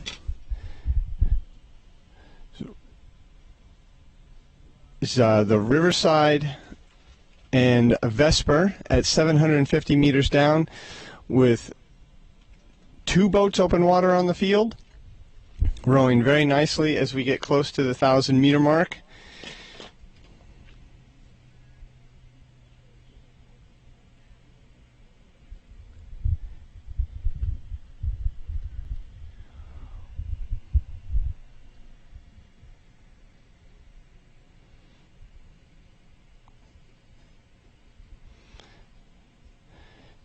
Nice shot of this lightweight women's double as we get close to the 1,000. Beautiful day on the lake. It's calm. It's a nice temperature, a little bit of cloud cover, so it's not too hot as they go through the 1,000.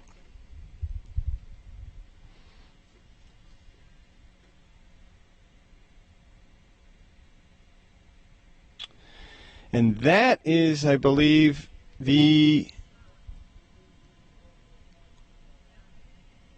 GMS crew as they pass through the 1,000.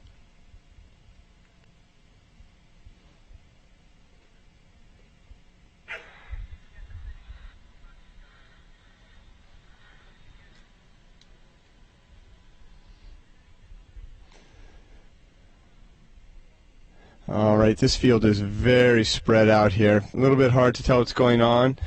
We're going to go early to the finish camera. We'll go in just a little bit. We've got about 5 or 6 boat lengths of open water between everybody.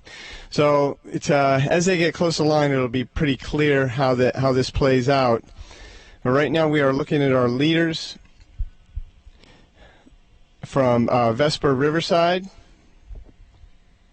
And we're going to go to our finish camera now.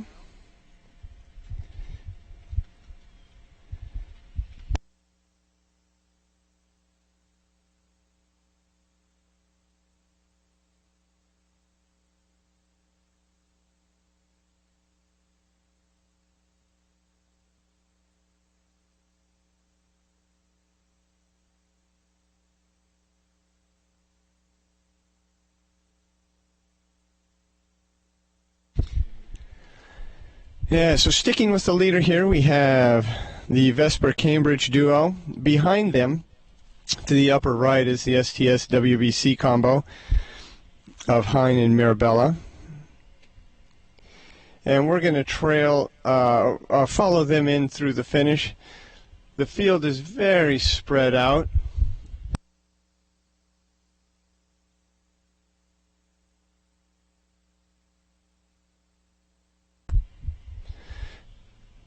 Cambridge there.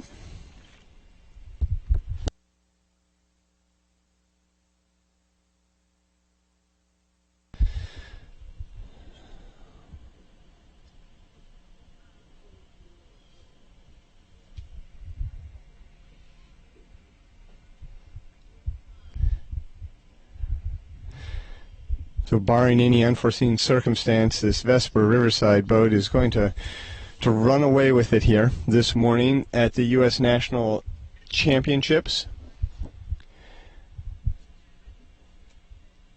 In the rules of rowing, there's 3 levels. There's intermediate, senior, and elite. These are the elite level athletes. Anybody can race up if they would like, but to compete your way up, you have to be successful in the category just below, which would be senior. So if you win a couple senior events, then you move up to elite, and you cannot move back.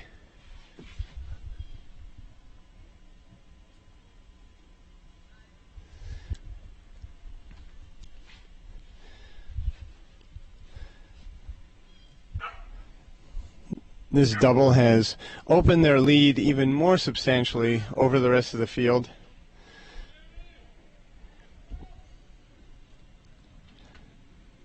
Five, 10 boat lengths over the field. It's a runaway here for the Vesper Riverside combination of Foster and Stowicki, and they are across the line.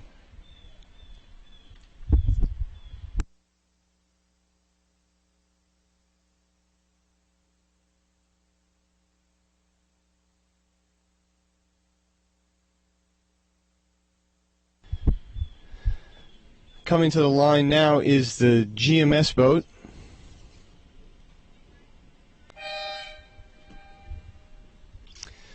So Cambridge was a no-show.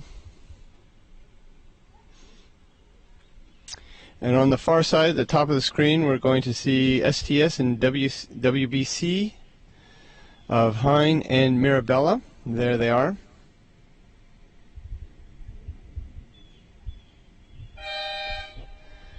And the next race up is going to be the men's lightweight final.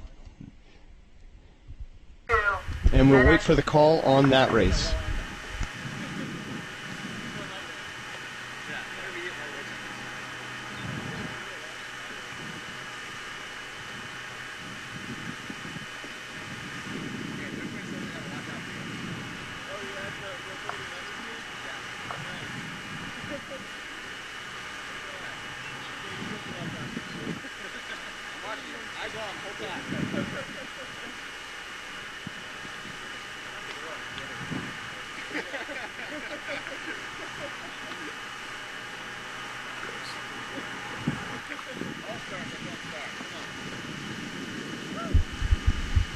We can hear the laughing and talking of the athletes.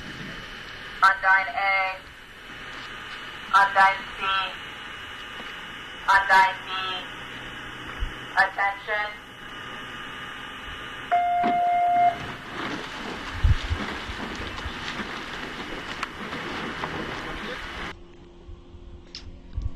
And we have a start in the men's lightweight double. Lane 2, which is to the far left, is Gotti and Devlin rowing for Potomac. And in lane 3, Haynes and Chipola. Lane 4, another Undyne boat, Ryan and Brown. And in lane 5, another Undyne boat, Maximilian and Ingram. They're out of the breakage zone.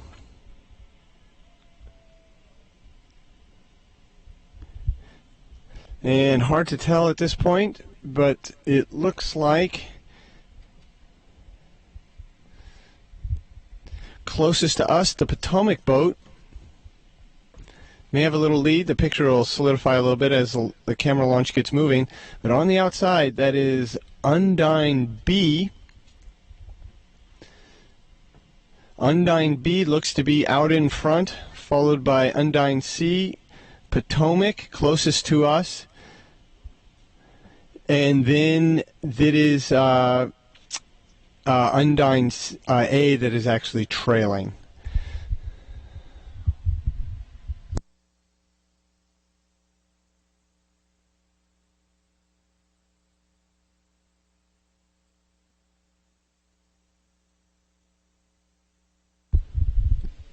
.500 meters down, and it's the crew on the outside.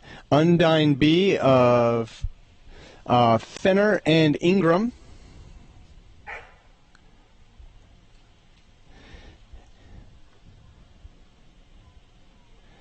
And they are about a boat length over Ryan and Brown, which is Undyne C. Potomac's in third place, and Undyne A is in fourth. Four-boat race.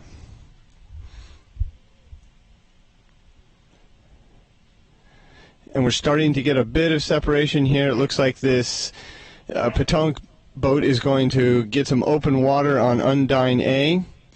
So we pan back up. Couple boats of open water at the 750 down, and a little bit of a race out here. Undyne C and Undyne B, teammates, rowing out of the same boathouse in Philly. They've probably done these pieces before, but this looks like this could be a good race, because Undyne C, that's Fenner and Ingram, are now being challenged by Ryan and Brown. You can see that bow with every stroke moving just a little bit further. Maybe a little bit of camera angle in the launch, maybe. But as we get close to 1,000, we'll see who puts on a move and see if one boat can get away from the other or one's going to come back into them. You know, that was not camera angle from the launch. We have Undyne B. Undyne C of Ryan and Brown moving up a little bit further into Fenner and Ingram of Undyne B at the 1,000-meter mark. This is turning into a great battle between these two. We'll see what happens in the third 500, the 500 of truth. On the inside here, we've got Potomac. That's Gaddy and Devlin. And they look like they have taken a pretty substantial move over Undyne A, who is falling back by about a boat length of open water.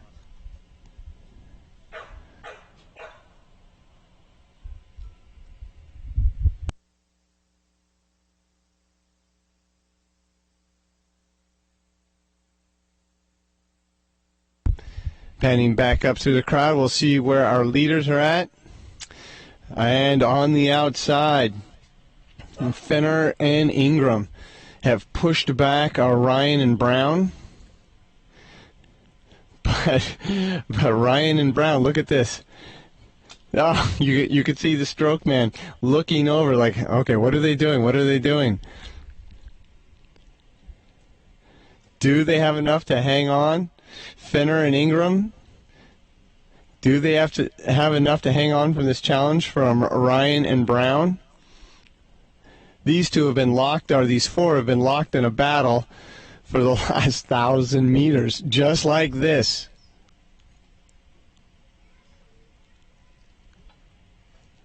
Fenner and Ingram trying to hold them off,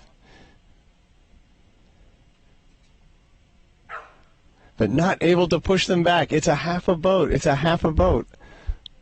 The last 1,000 meters. What a great race between these two.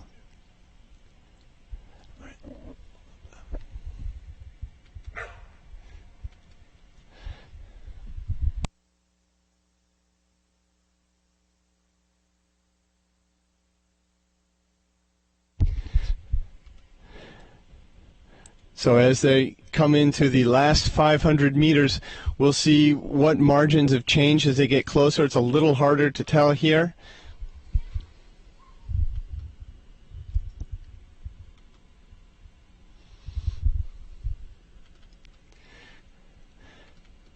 But the boat closest to us was leading early on.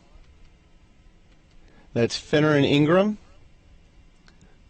In the white unis, in the darker unis is Ryan and Brown. But it does not look like Ryan and Brown have been able to make up any distance, and they are maintaining the same margin. And that is Undying A, who is in 4th place. Potomac is out of the picture just a little bit to the right, and they are currently in 3rd. So getting closer to the line, it does look like these margins are getting a little bit closer between these two lead boats, but it's still Fenner and Ingram in the lane closest to us, lane 5, maintaining this lead.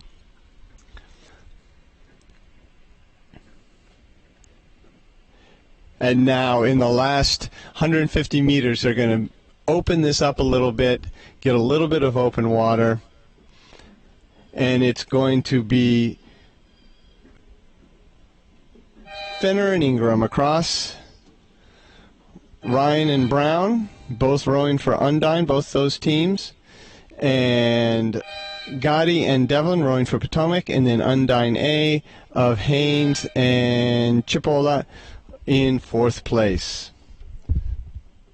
We have a break here, and the next event will be the men's 4 final. Men's 4 final, and that will come to you at 10:10.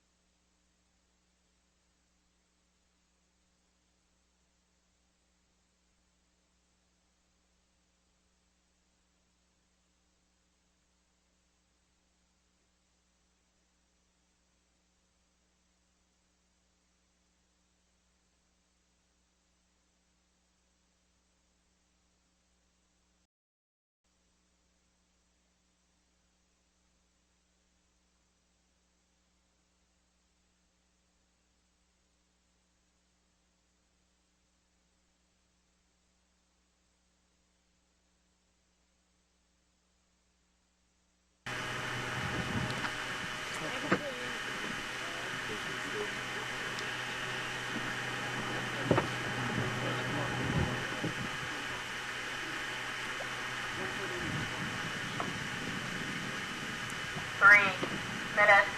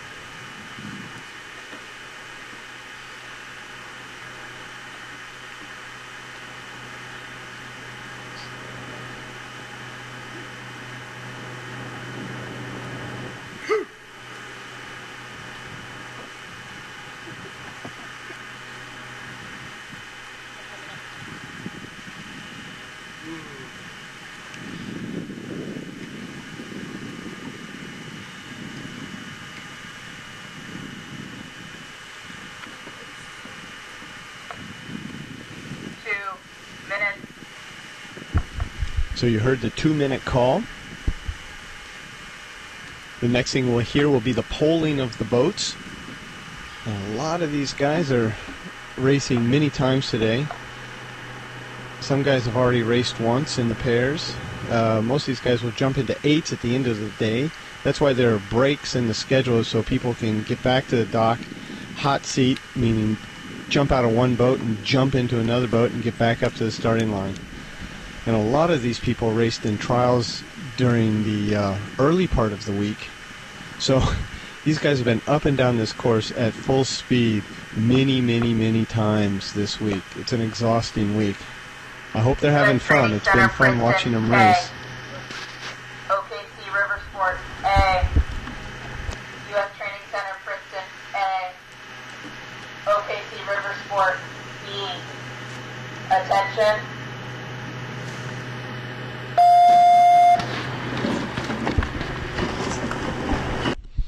And they're off. Closest to the camera is the USRowing Training Center, Princeton.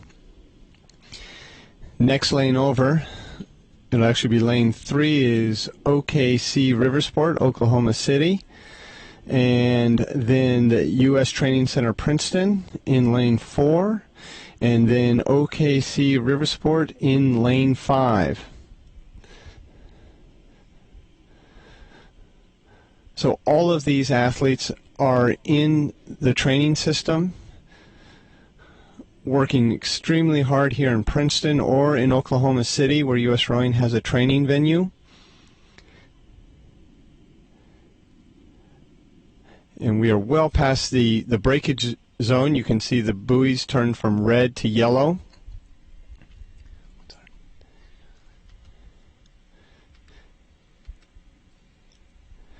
And we've got a great race going on. Lane 4, which is the training center, Princeton, one of the 2 training center boats from Princeton, out in the lead, but by a half a boat over the training center boat Princeton closest to us in the yellow boat, and then in the white boat is Oklahoma City, and those two battling it out for second and third. Trailing is OKC Riversport, the Oklahoma City boat, in 4th place on the outside in the yellow boat. 500 meters down, it is the Princeton Training Center boat with Bonoris, Tewksbury Volpe, Mann, and O'Donohue. That boat right there.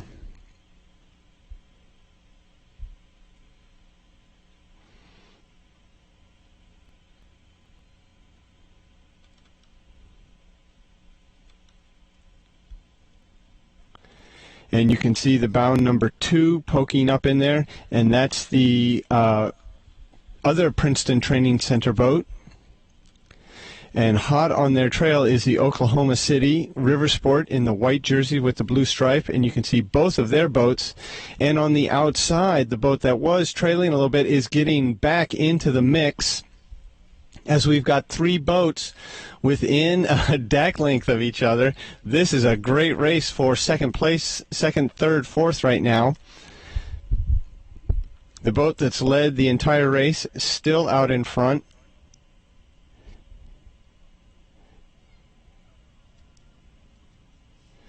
Rowing very nicely as they get close to the 1,000-meter mark.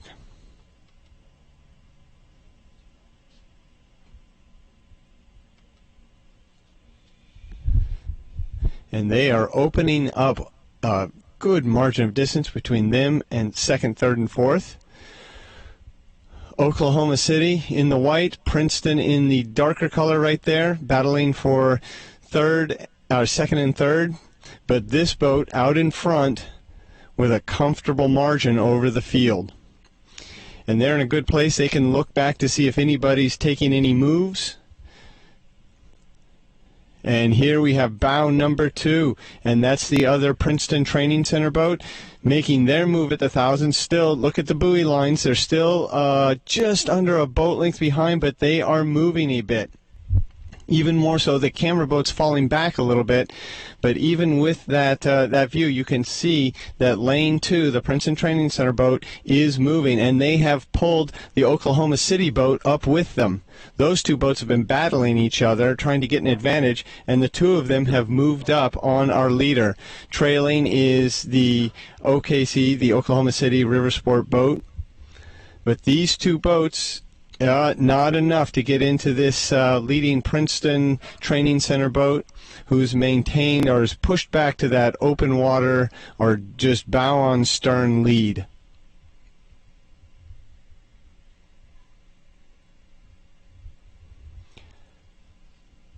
So with just over 500 meters to go, the real battle is for second and third. Oklahoma City now taking the advantage in second place. The Princeton Training Center boat falling back to third by just a little bit.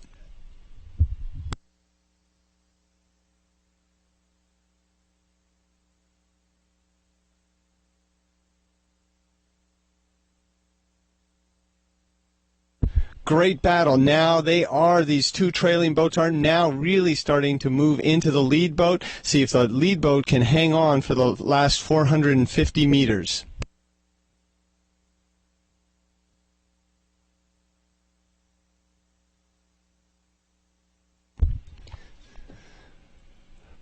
We have a reverse perspective from the finish tower.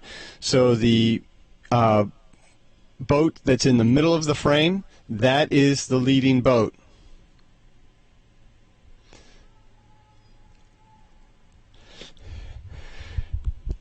So this boat in the lead doing a fantastic job.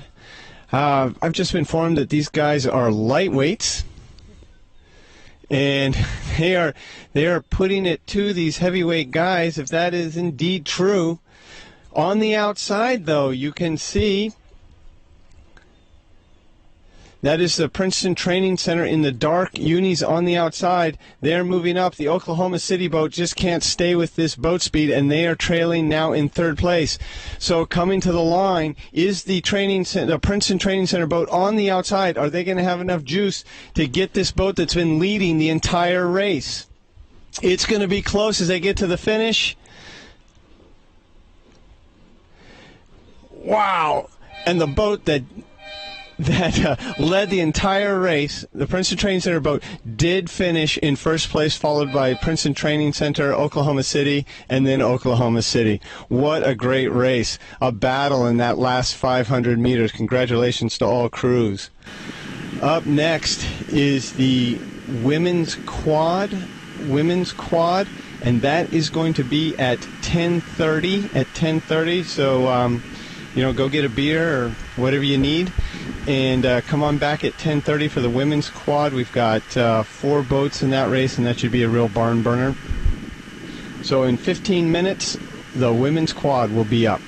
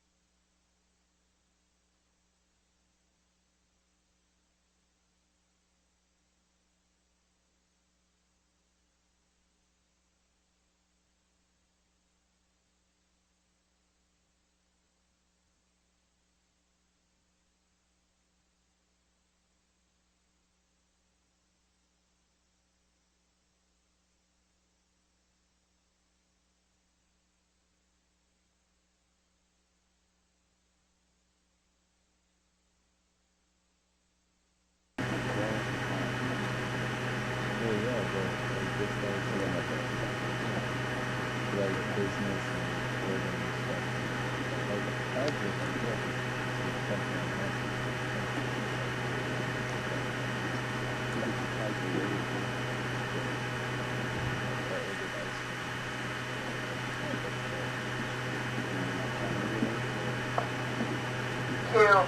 Minutes. PDC, SRC, BBC, composite crew, you ready to race? Thank you.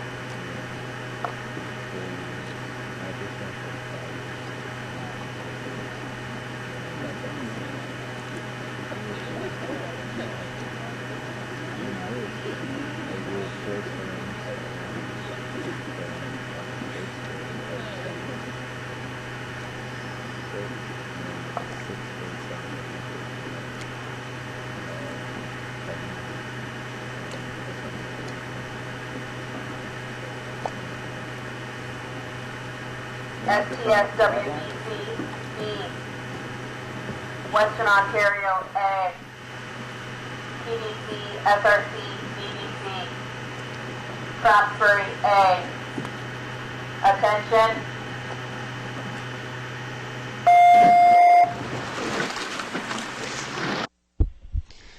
And we are underway in the women's quad final. On the far left-hand side is STS WBC, a combination boat. In lane 3 next to them, they're using lanes 2 through 5. Next to them is Western Ontario, our friends from north of the border.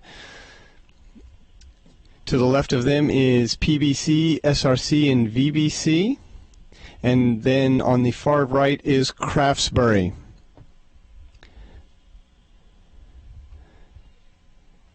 Again, a lot of these athletes racing many times over the past few days. We got a little steering issues here in the SCC WBC boat. This is the Canadian boat we're looking at here. That's the Potomac, Seattle Rowing Center, and Vesper boat. And then on the outside is Craftsbury.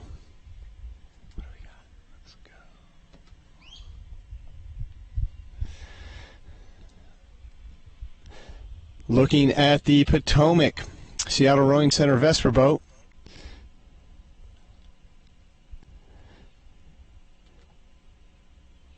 Doing a nice job. Again, these women have been up and down this course all week. And then everybody else in a tight battle here. Second, third, and fourth place being contested here. Closest to us is the STC WBC at 500 meters. And, maybe the Canadians in the middle there between these two boats with a little bit of a lead. On the outside is Craftsbury, and the Canadians now into second place by a half a deck length over Craftsbury, and trailing by a deck length is STC WBC. Watching the buoy line gives us the best indication of the distance between these boats, and with 2 to 3 boat lengths of open water, it is the Potomac, Seattle Rowing Center, Vesper boat way out in front here, rowing very nicely, very comfortably. Comfortable is not the right word. They're working very hard, but they're certainly rowing with inside themselves and maintaining a significant lead.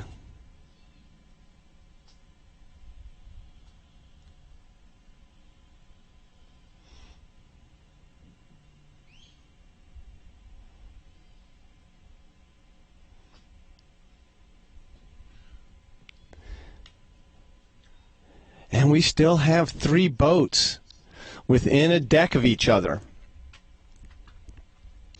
As the boats cross through the buoy line, have to give a little bit to Craftsbury on the outside, followed by Western Ontario, and then STC WBC closest to us in 4th place. Coming to the 1,000-meter mark,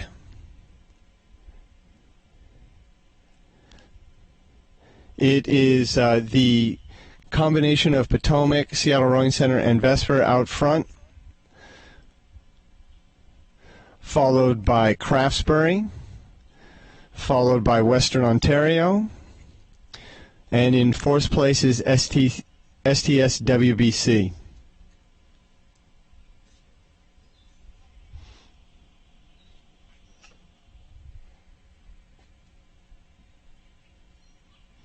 So Craftsbury with now about a half a boat over Western Ontario. With around 750 meters to go in the race, our early leaders have just opened up the lead even further. This is going to be the last race of this week for these women.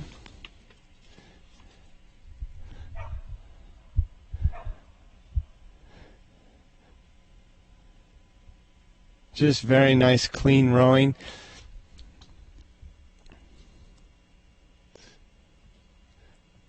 Relaxed as one can be while pulling full pressure.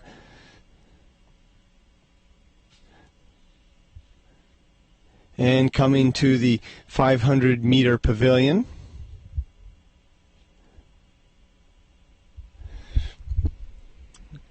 It's a combo of Potomac, Seattle Rowing Center, and Vesper out in front. Craftsbury in second.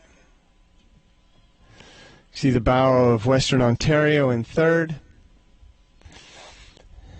And STS WBC in fourth.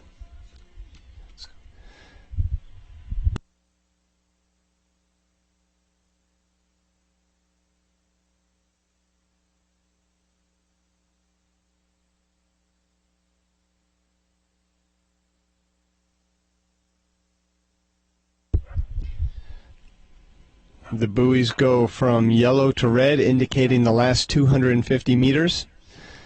And they're just a couple strokes away from that.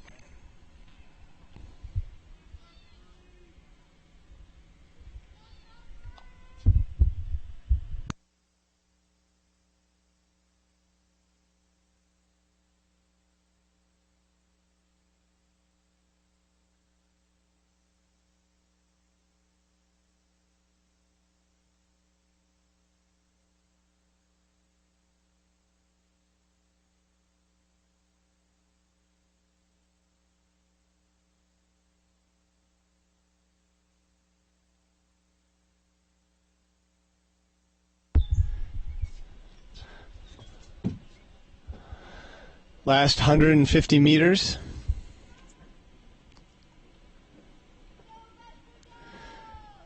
Rowing to a comfortable victory is Nicole Ritchie, Mary McGannis, Esther Lofgren, and Lindsay Meyer.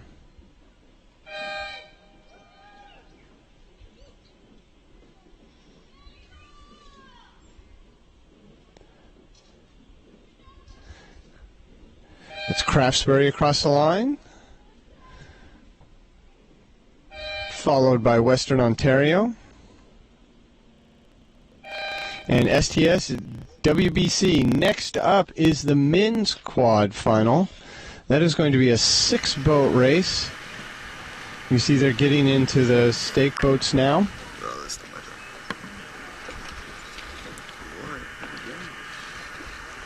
To the far left will be Penn AC. Lane 2 is California. In lane 3 is the National Training Center out of Canada. Lane 4 is Oklahoma City River Sport. Lane 5 is ARC, PBC, Undine, VBC. Quite a combo there. Lane 6 is Potomac. And lane 7 is Craftsbury. So this is a 7-boat race. Awesome. And they will be starting in just a couple minutes. I got you.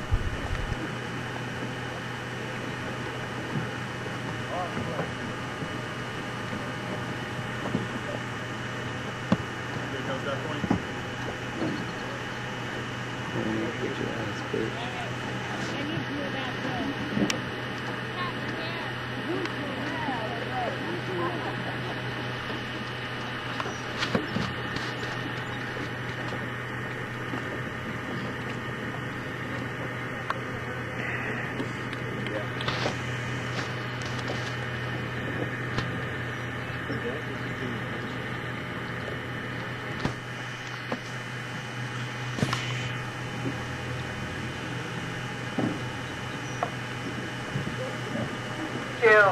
minutes.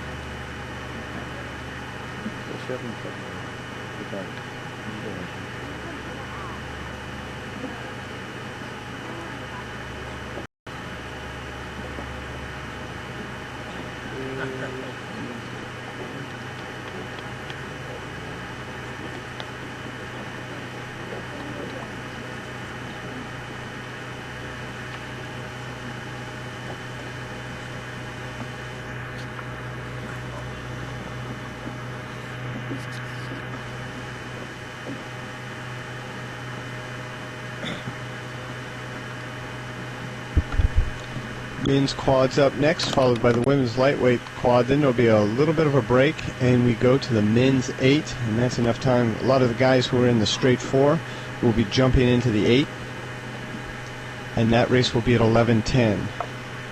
But in just a moment, we have the men's quad.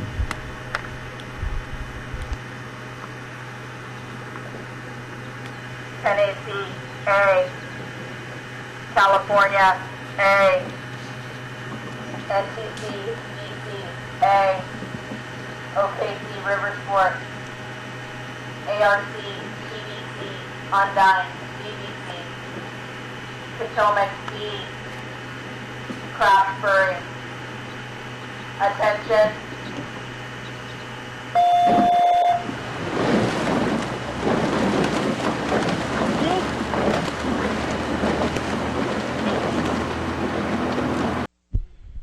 And our 7-boat race is underway. They appear to be through the breakage, so it's going to be a fair race. It all looks good. 7 boats across. This is going to be great.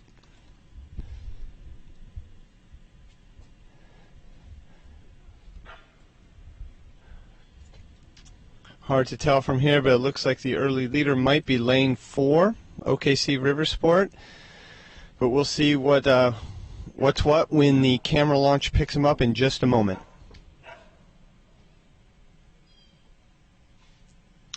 Nice shot of Penn AC, California Rowing Club, Training Center out of Canada, OKC River Sport, the Combo Boat, ARC, PBC, Undyne, and VBC, and Potomac, and on the outside is Craftsbury.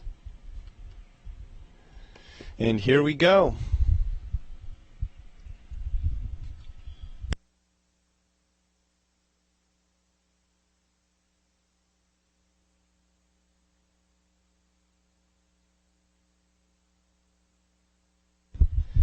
So it does look like lane 4, Oklahoma City River Sport out in front.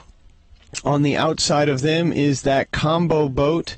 They look to be in second place, with third place being lane 3, the boat out of Canada, a training center boat out of Canada. So right now, the Combo Boat is now pulling ahead of Oklahoma City River Sport. But we've got 3 boats all separated by about a length. Actually 4 boats. You look on the outside, you have Potomac, and they are in 4th place, not by very much behind the training center boat out of Canada.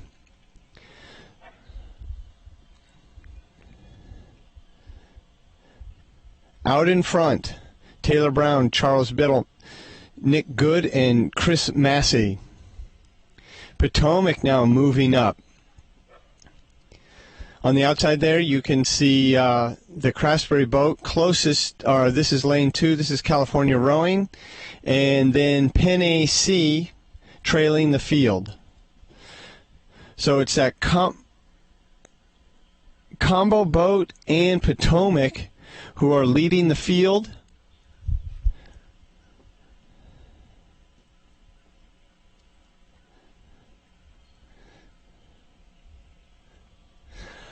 And there's that Combo Boat out in front On the far side of them is Potomac in second place, and the training center out of Ontario, out of Canada in third, followed by Oklahoma City.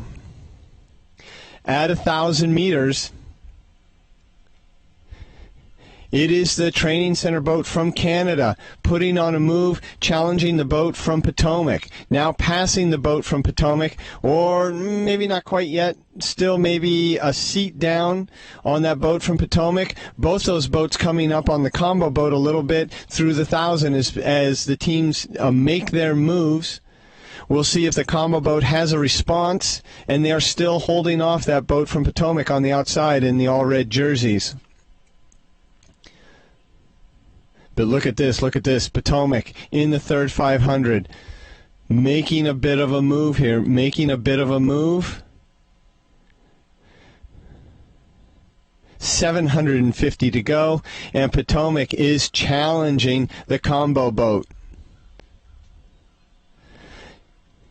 Jamison Harper, Sam Stitt, Taylor Frank, and Willie Cowles now challenging this combo boat. Now passing the combo boat. Lane in second and third through most of the race. The third 500, they put the hammer down and are moving.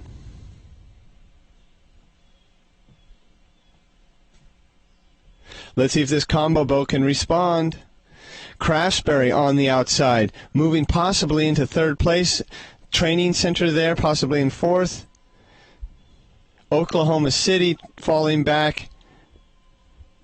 California, fourth or fifth. Are you ready?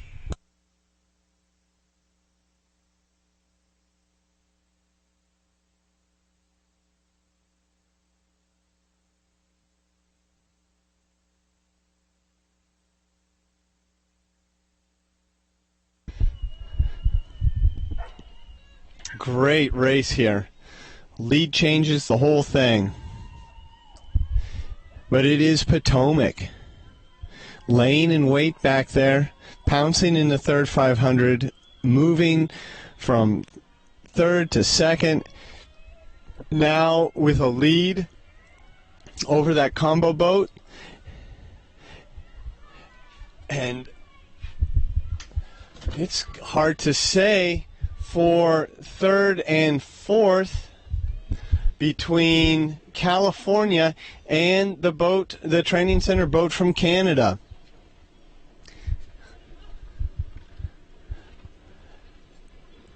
Wow, this is going to be a great finish for second through fourth.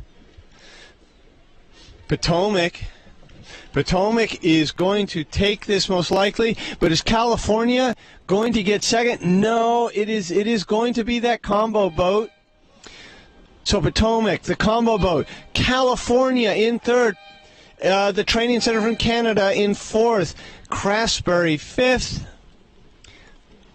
Oklahoma City, who had a great first 500-600, and then Penn AC. Great race for all competitors. Next up is the women's lightweight and we'll go to them, lightweight quad, and we'll go to them in just a moment.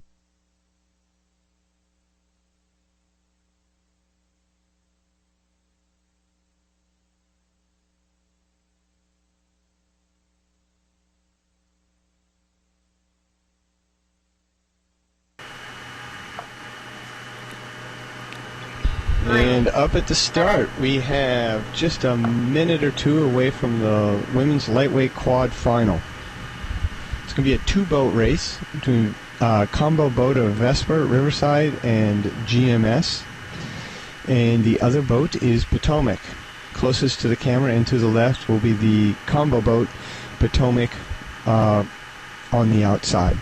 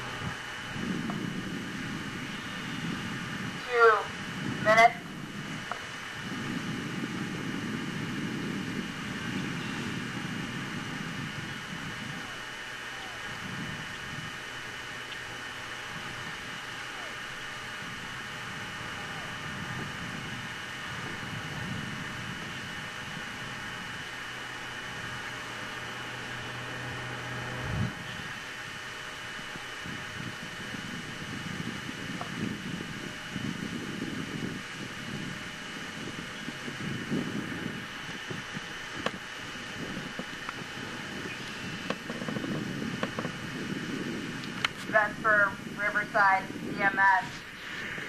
Potomac A. Attention.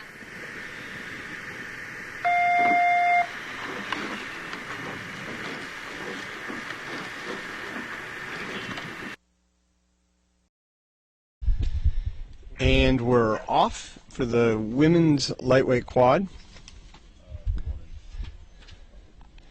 Again, a lot of these women have been up and down this course many times over the last few days.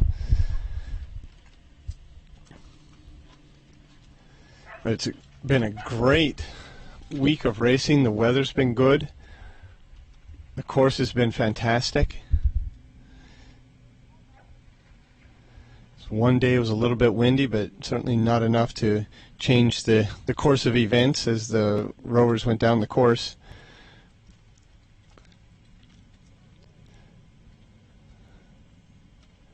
But it's been a great week of racing.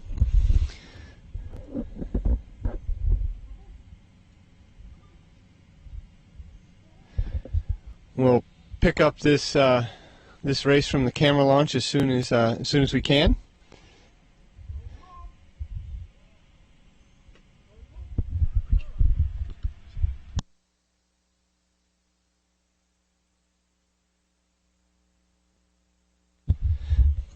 So it's the combo boat.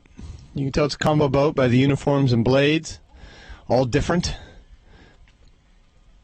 And with just 3/4 of a boat length, half to 3/4 of a boat length lead over Potomac.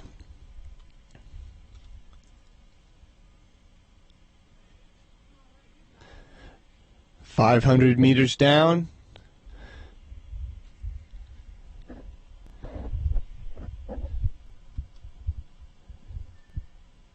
Rowing very nicely here, looking to push that Potomac boat back even further. But as you can see, Potomac's not caving in here. That margin is pretty constant.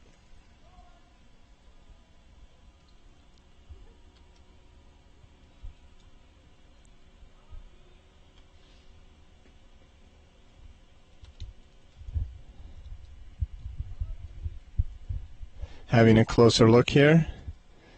And look, again, that margin really constant.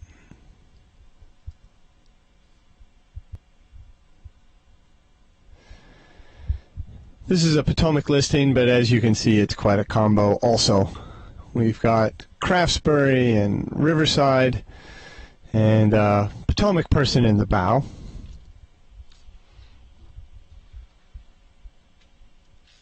But that's what's fun about this event. Put in an entry and get a boat together, race 2-3 times. So Elizabeth Euler, Michaela Kopenhaver, Mary Foster, Kara Stowicki, rowing in this combo boat.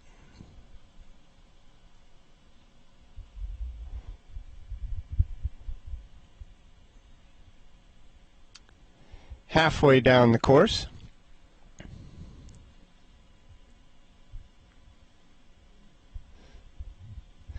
And now at the halfway mark, the lead boat has opened up open water over the Potomac entry, who is Sarah Keller, Kate Hoff, Lauren Ayers, and Emily Schmeg.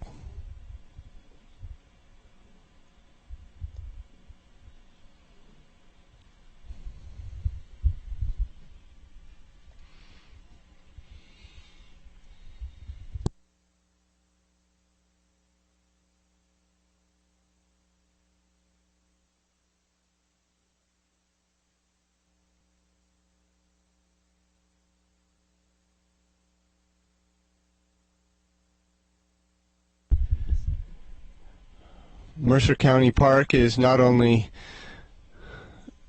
host to these events, it's the Casperson Training Center, PNRA, hosting these events at Mercer County Park. But also, Mercer County Park holds this massive thing called Freedom Fest, and USRowing will have a booth there, handing out posters and cards and all sorts of stickers and things. Generating interest in the community for the rowing that happens on this lake and the training and all the hard work of our national team and future Olympians and past Olympians that have happened on this lake.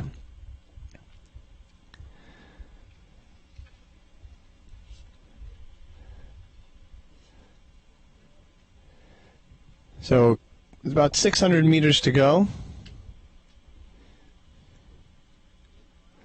It's the boat with Euler, Kopenhaver, Foster, and Stoicki out in the lead, and the boat Keller, Hoff, Ayers, and Schmeg trailing. And we're going to go to our finish camera here and bring this team home.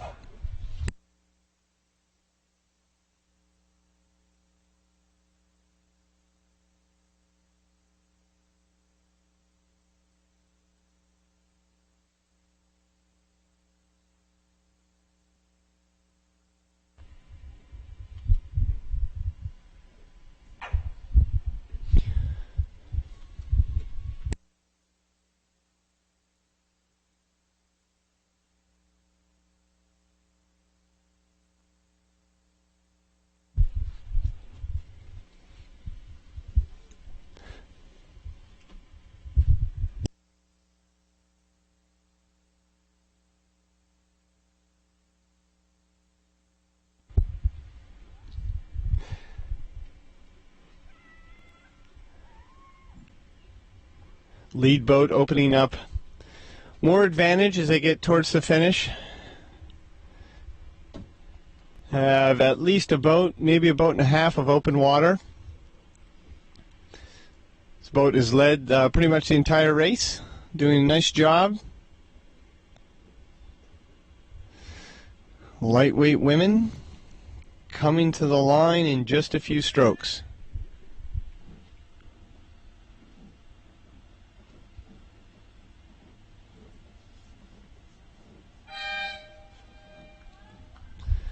And the Riverside Vesper GMS combo across, and then the Potomac combo across. The men's 8 two-boat race at 11:10. So hang around for that, and we'll be back in just a few minutes.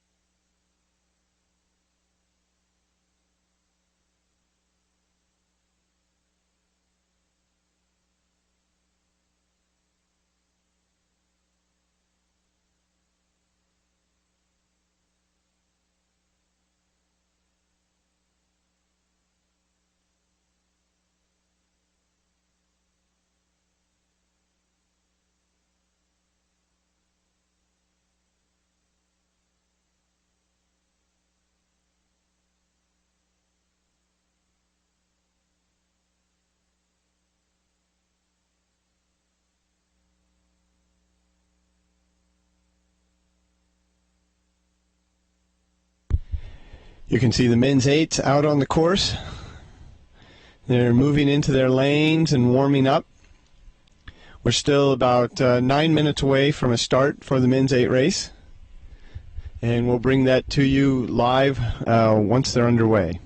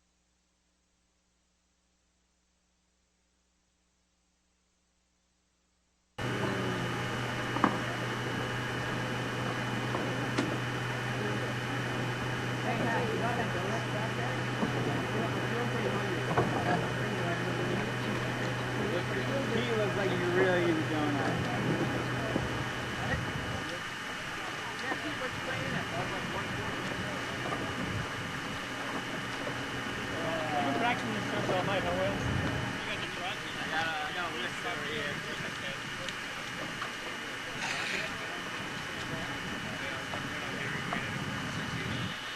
Four minutes.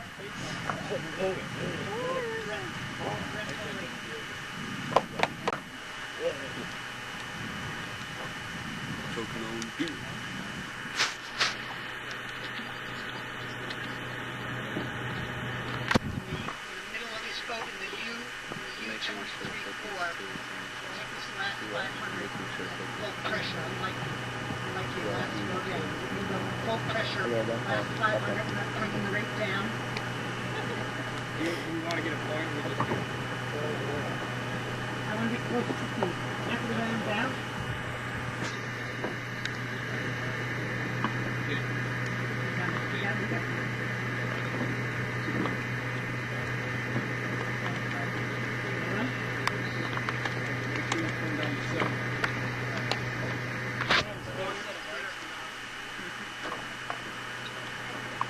Three minutes.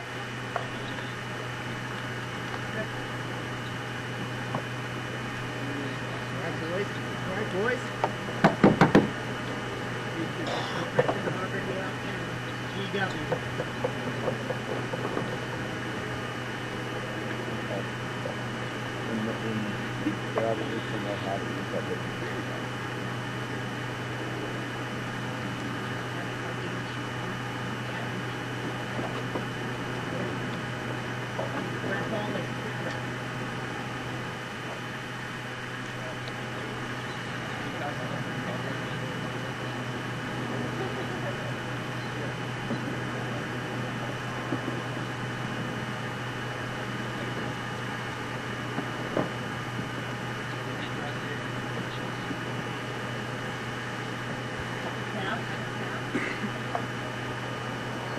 Two minutes.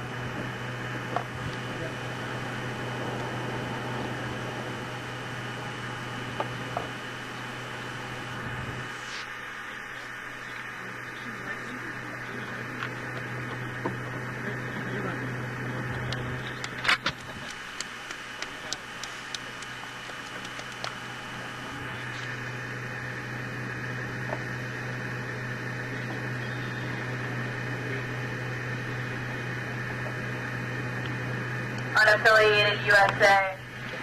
Yep. OKC River Sport. Attention.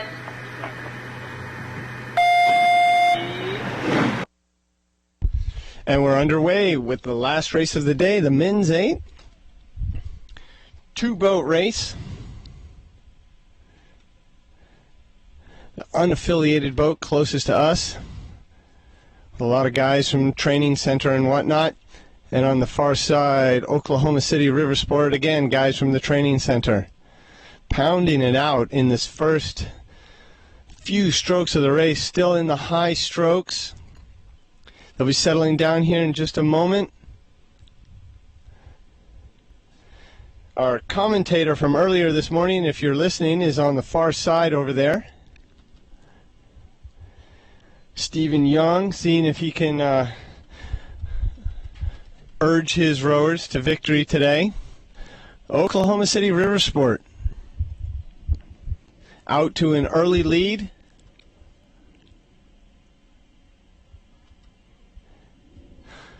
Stephen looking over at the other boat to see where they are. So about 500 meters in, and they have about a boat length over the unaffiliated boat.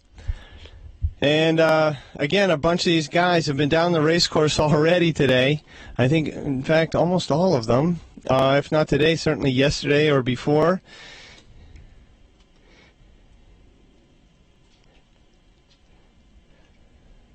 Getting in a lot of races.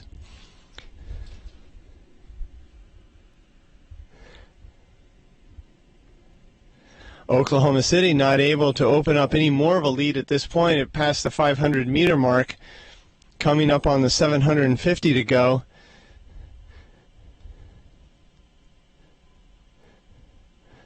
This margin been pretty constant for the past couple hundred meters.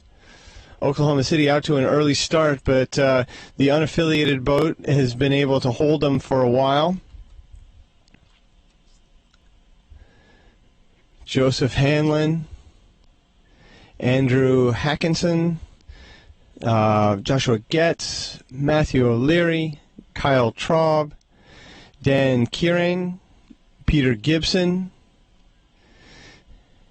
Andrew Welland, and coxswain Stephen Young. So getting close to 1,000 now. They may have broken it. Matthew Podlasak, Ben Record, Michael Wales, Tyler Nace. You've heard these names that went down the course already. Alexander Bonoris, Jordan Tewksbury-Volp, Joshua Mann, Matthew Donahue, and coxswain John Chatsky. Through the 1,000, Oklahoma City has opened it up. They now have about a half a boat length lead in the men's 8, the last race of the day.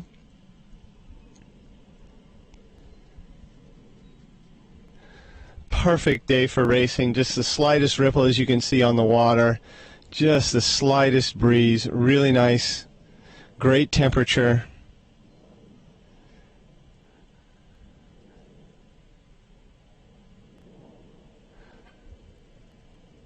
These guys are just going to open it up and let it go today. Last race for all these guys for a while.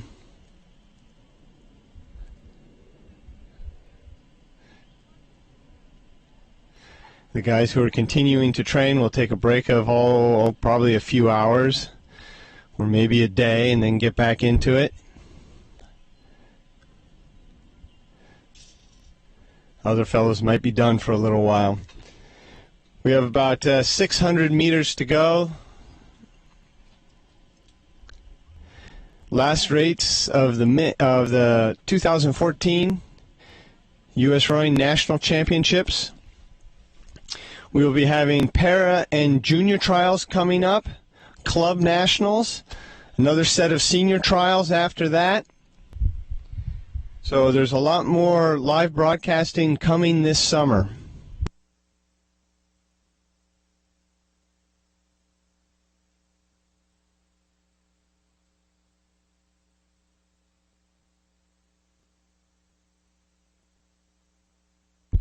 Nice shot from the finish tower.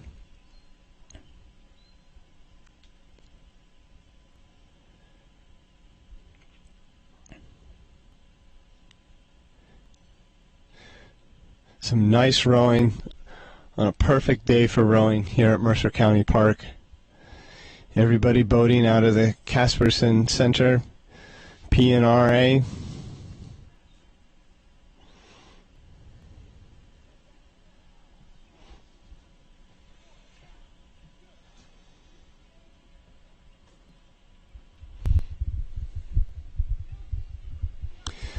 In the last 250 meters, the rate's going to start coming up now.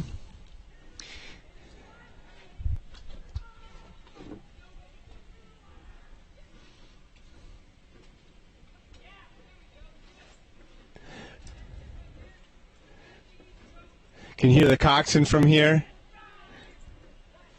pushing them for the last 10 strokes or so.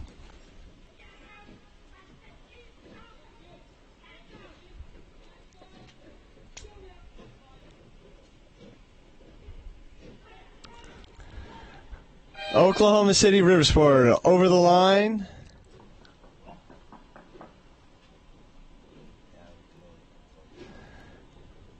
And the unaffiliated boat. Oh, he's training center guys over the line.